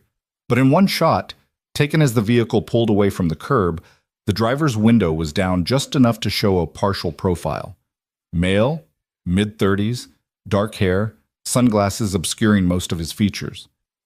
"Can we enhance this?" Jason asked, tapping the image. "Already sent it to Patterson. She's got tech guys who can work magic with resolution enhancement. We should have something usable by end of day." Jason leaned back in his chair, mind working through scenarios and connections. Thomas Wright had the motive. His brother David Wright had the criminal history, but they needed the link between the Wrights and whoever had been in that van. A paper trail, phone records, something concrete that would hold up in court. "I want 24-hour surveillance on Thomas Wright," Jason said. "Not us. We don't have the resources. But Patterson should be able to get authorization for monitoring based on the threat level." "You really think Wright's behind this?" "Everything points to him. The Henderson acquisition, the timeline, the escalation from physical robbery to phone threats. He's desperate, Marcus. Desperate men do stupid things." Marcus nodded slowly. "I've seen it before. Guy builds his whole identity around success, loses big, can't accept it, starts thinking if he just eliminates the competition, everything will go back to normal. Except it won't, and people get hurt in the process." Jason thought about Eleanor, about the fear in her eyes when she'd heard the threat, about how vulnerable she'd looked wearing his t-shirt that morning. "We're going to stop him before that happens." The rest of Wednesday passed in a blur of coordination and investigation. Jason worked with Patterson to build a case file comprehensive enough to warrant surveillance on Wright. He reviewed every security measure in the building, tightening protocols and rotating guard schedules to eliminate patterns that could be exploited. He had Marcus conduct surprise drills with the team, testing response times and communication procedures. And through it all, he maintained perfect professional distance from Eleanor. In meetings, he addressed her as Miss Morgan. In the hallways, he nodded respectfully but didn't linger. When she requested a security briefing at 3, he delivered it in her office with Patricia present, outlining enhanced protections without mentioning anything personal. But when their eyes met across her desk, Jason saw the trust there. The certainty that he would keep her safe no matter what it cost him. That trust was both a gift and a burden, and he wore it like armor. Eleanor worked late that night, as she often did, and Jason insisted on personally escorting her home. They took his car instead of a rideshare, Jason driving with the hyper-awareness of someone who'd conducted combat patrols through hostile territory. He checked mirrors constantly, varied his route, watched for tails or suspicious vehicles. "You really think they'll try something?" Eleanor asked from the passenger seat. "I think they're escalating. Phone threats are a step up from street robbery. The question is what comes next." Jason glanced at her, seeing the exhaustion in her profile. "When's the last time you slept properly?" "Define properly." "More than 4 hours." Eleanor was quiet for a moment.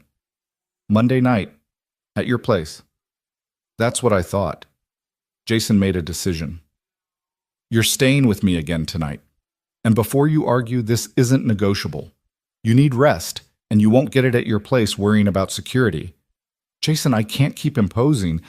"It's not imposing. Liam loves having you around. Michelle thinks you're good for me. And frankly, I sleep better knowing exactly where you are and that you're safe." Eleanor reached across the console and took his hand. "Have I mentioned lately that I'm in love with you?" "Not since this morning. I was starting to worry." She laughed, the sound releasing some of the tension that had been building all day. You're ridiculous. You love it. I really do. They stopped by Eleanor's apartment just long enough for her to pack a bag with work clothes and essentials. Jason checked every room before letting her enter, his hand never far from the weapon he'd started carrying again after the threat. The penthouse was empty, undisturbed, but Jason still felt uneasy about how exposed it was. Too many windows, too many access points, too many ways for someone determined to cause harm. At his apartment, Liam was thrilled to see Eleanor again. He'd apparently been working on a surprise, which turned out to be an elaborate blanket fort constructed in the living room using every pillow and sheet in the apartment.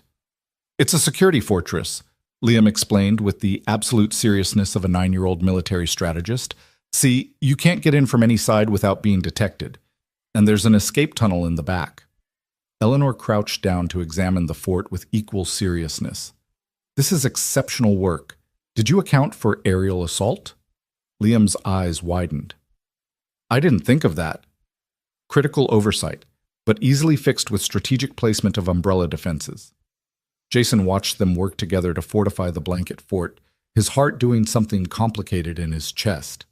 Eleanor wasn't just tolerating his son or pretending to be interested. She was genuinely engaged, meeting Liam at his level, taking his concerns seriously. And Liam was responding with the kind of open affection he usually reserved for Michelle. They had dinner in the blanket fort, pizza eaten on paper plates while Liam regaled them with stories from school, and Eleanor shared carefully edited tales from her business world. After Liam went to bed, Jason and Eleanor collapsed on the couch, the blanket fort still standing like a monument to childhood imagination. He's wonderful, Eleanor said, her head on Jason's shoulder. Smart, creative, emotionally intelligent. You've done an amazing job with him. Sarah did most of the heavy lifting in those early years. I was deployed more than I was home. But you're here now, and he knows you'd do anything for him. That's what matters. Jason kissed the top of her head, breathing in the scent of her shampoo mixed with the lingering smell of pepperoni and cheese. I'd do anything for both of you. You know that, right? Eleanor tilted her face up to look at him. I'm starting to believe it. That's terrifying and wonderful at the same time. They talked late into the night, voices low so as not to wake Liam.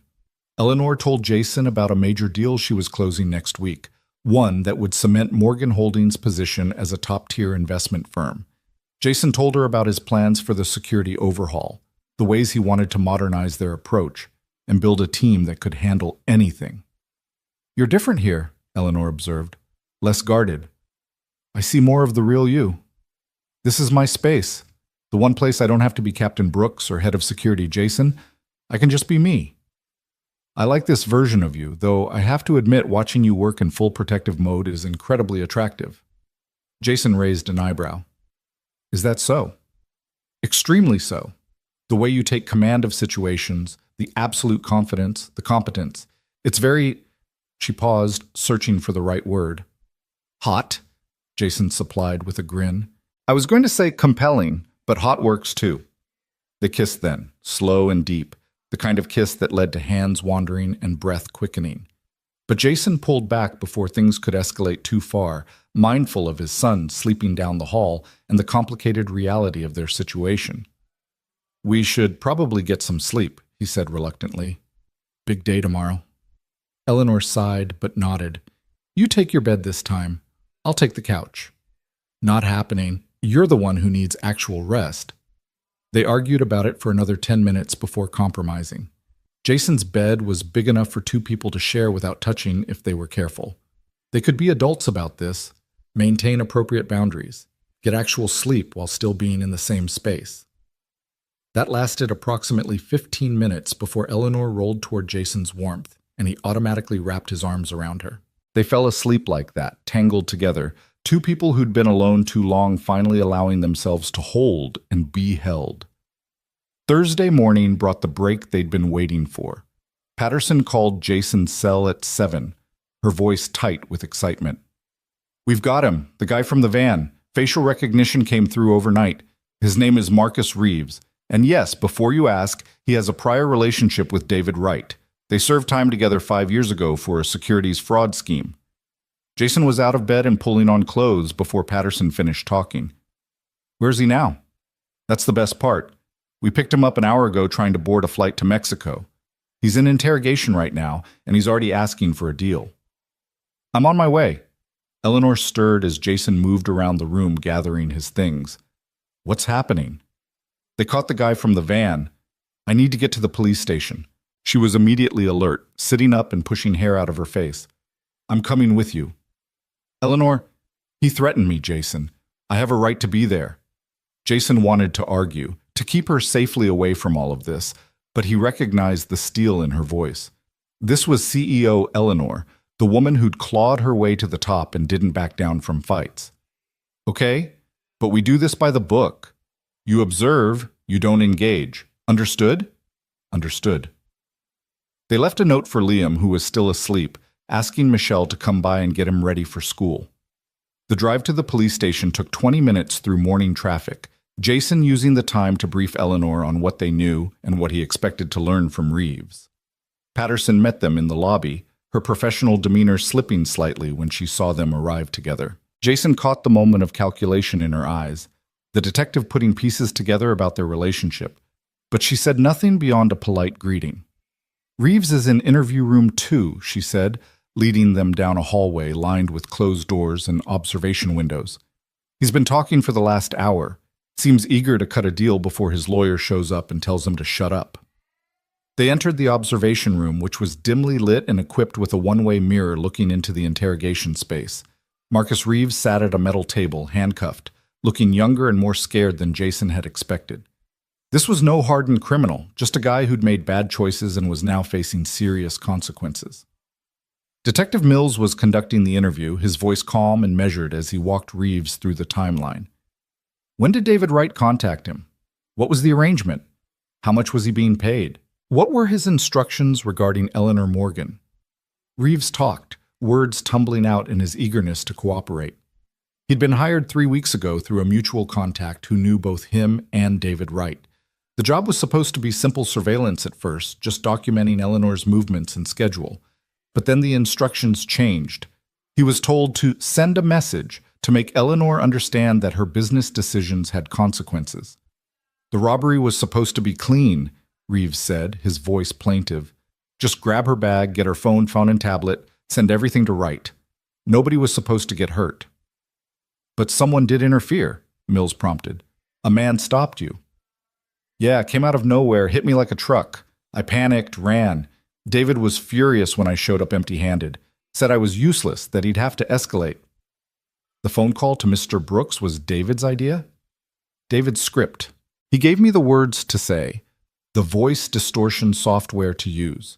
Told me to call after business hours when most people would be gone.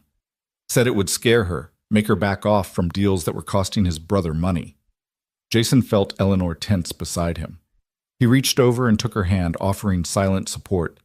She squeezed his fingers hard enough to hurt. Mills pressed for more details. Where was David Wright now? Was Thomas Wright aware of his brother's actions? Were there other threats planned? Reeves answered everything, his story consistent and increasingly detailed.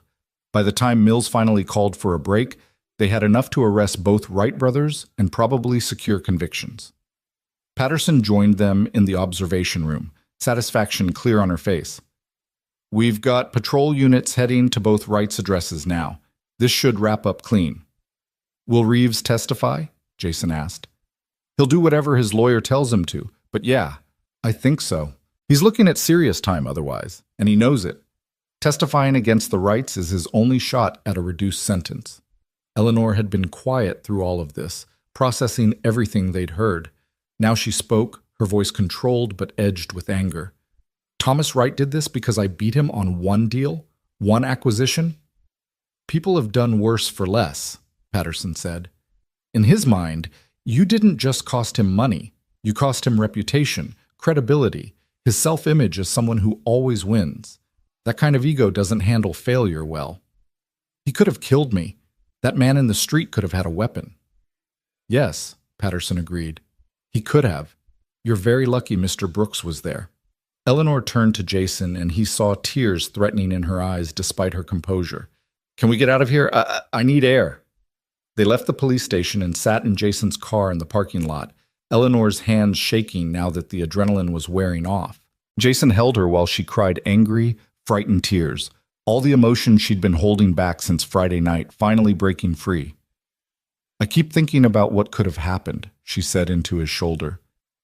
"If you hadn't been there, if Reeves had succeeded in taking my phone and tablet, they would have had access to everything: client information, deal structures, passwords to accounts worth billions. Or worse, if he'd been armed, if he'd panicked and hurt me. But I was there," Jason said firmly, "and none of that happened. You're safe, Eleanor. The Wrights are going down. Reeves is cooperating. It's over." "Is it, though? How many other Thomas Wrights are out there? How many people have I angered or hurt or beaten in business deals? How many of them might decide that I'm a problem worth eliminating?" Jason pulled back to look at her directly. "That's fear talking. Yes, your position comes with risks. Yes, there will always be people who resent your success. But you can't live your life afraid of possibilities. You just build good security, stay aware, and keep doing what you're good at." "With you watching my back?" "Always. For as long as you want me there." Eleanor wiped her eyes, composing herself with visible effort. "I'm sorry. I'm not usually this emotional. You just found out someone wanted to hurt you badly enough to hire criminals. You're allowed to be emotional." They sat in silence for a few minutes, Jason just holding Eleanor while she steadied herself. Then her phone rang, Patricia's name on the screen. Eleanor answered on speaker. "Ms. Morgan, I'm sorry to bother you, but the Henderson team is here for the closing meeting. They're asking when you'll arrive." Eleanor checked her watch and swore softly. "I completely forgot. Tell them I'll be there in 30 minutes. After she hung up, Jason started the car. "I'll drive you." "Jason, you don't have to— Yes, I do. This is my job, remember? Head of security. Head of making sure you get where you need to go safely." Eleanor smiled, some of her natural confidence returning. "Then drive, Mr. Brooks, and maybe exceed a few speed limits. I have an empire to run."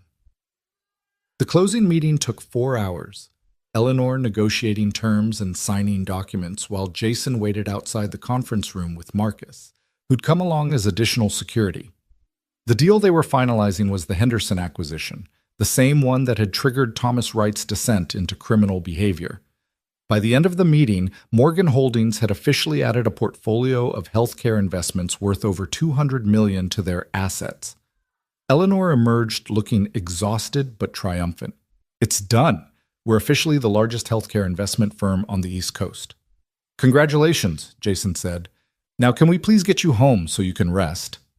"I should go back to the office. There's still work." "Eleanor." Jason stepped closer, lowering his voice so only she could hear. "You've been operating on fumes for days.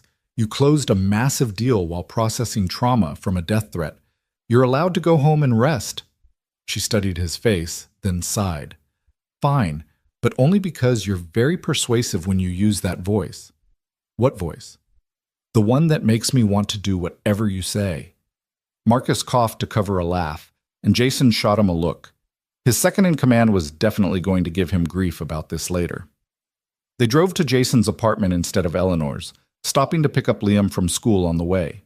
Michelle had texted that morning saying she'd handle the pickup if needed, but Jason wanted to be there for his son after the chaos of the day. Liam came running when he saw the car, backpack bouncing, his face lighting up when he realized Eleanor was in the passenger seat. "Are you staying for dinner again?" he asked hopefully. "If your dad will have me," Eleanor said. "He definitely will. He makes this face when you're around." "What face?" Jason asked, pulling away from the school. "Like you're happy but also nervous. It's weird, but good weird."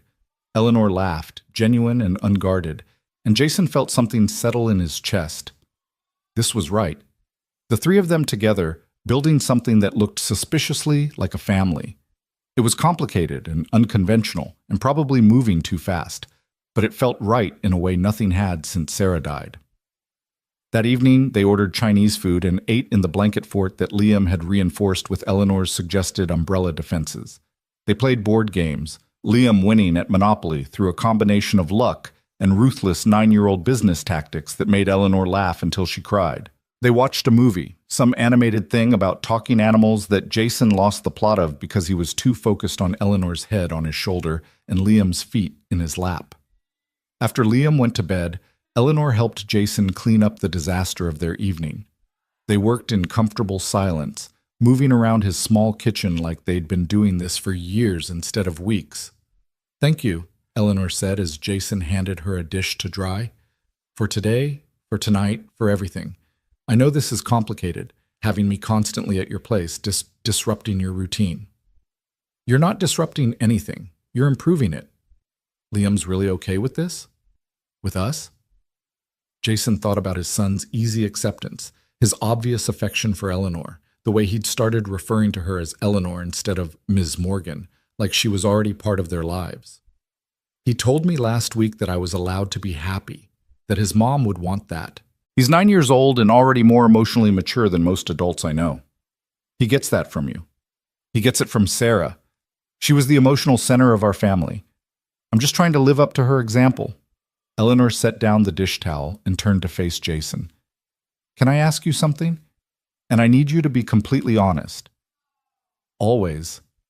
Am I a replacement for Sarah in your mind? Someone to fill the gap she left?"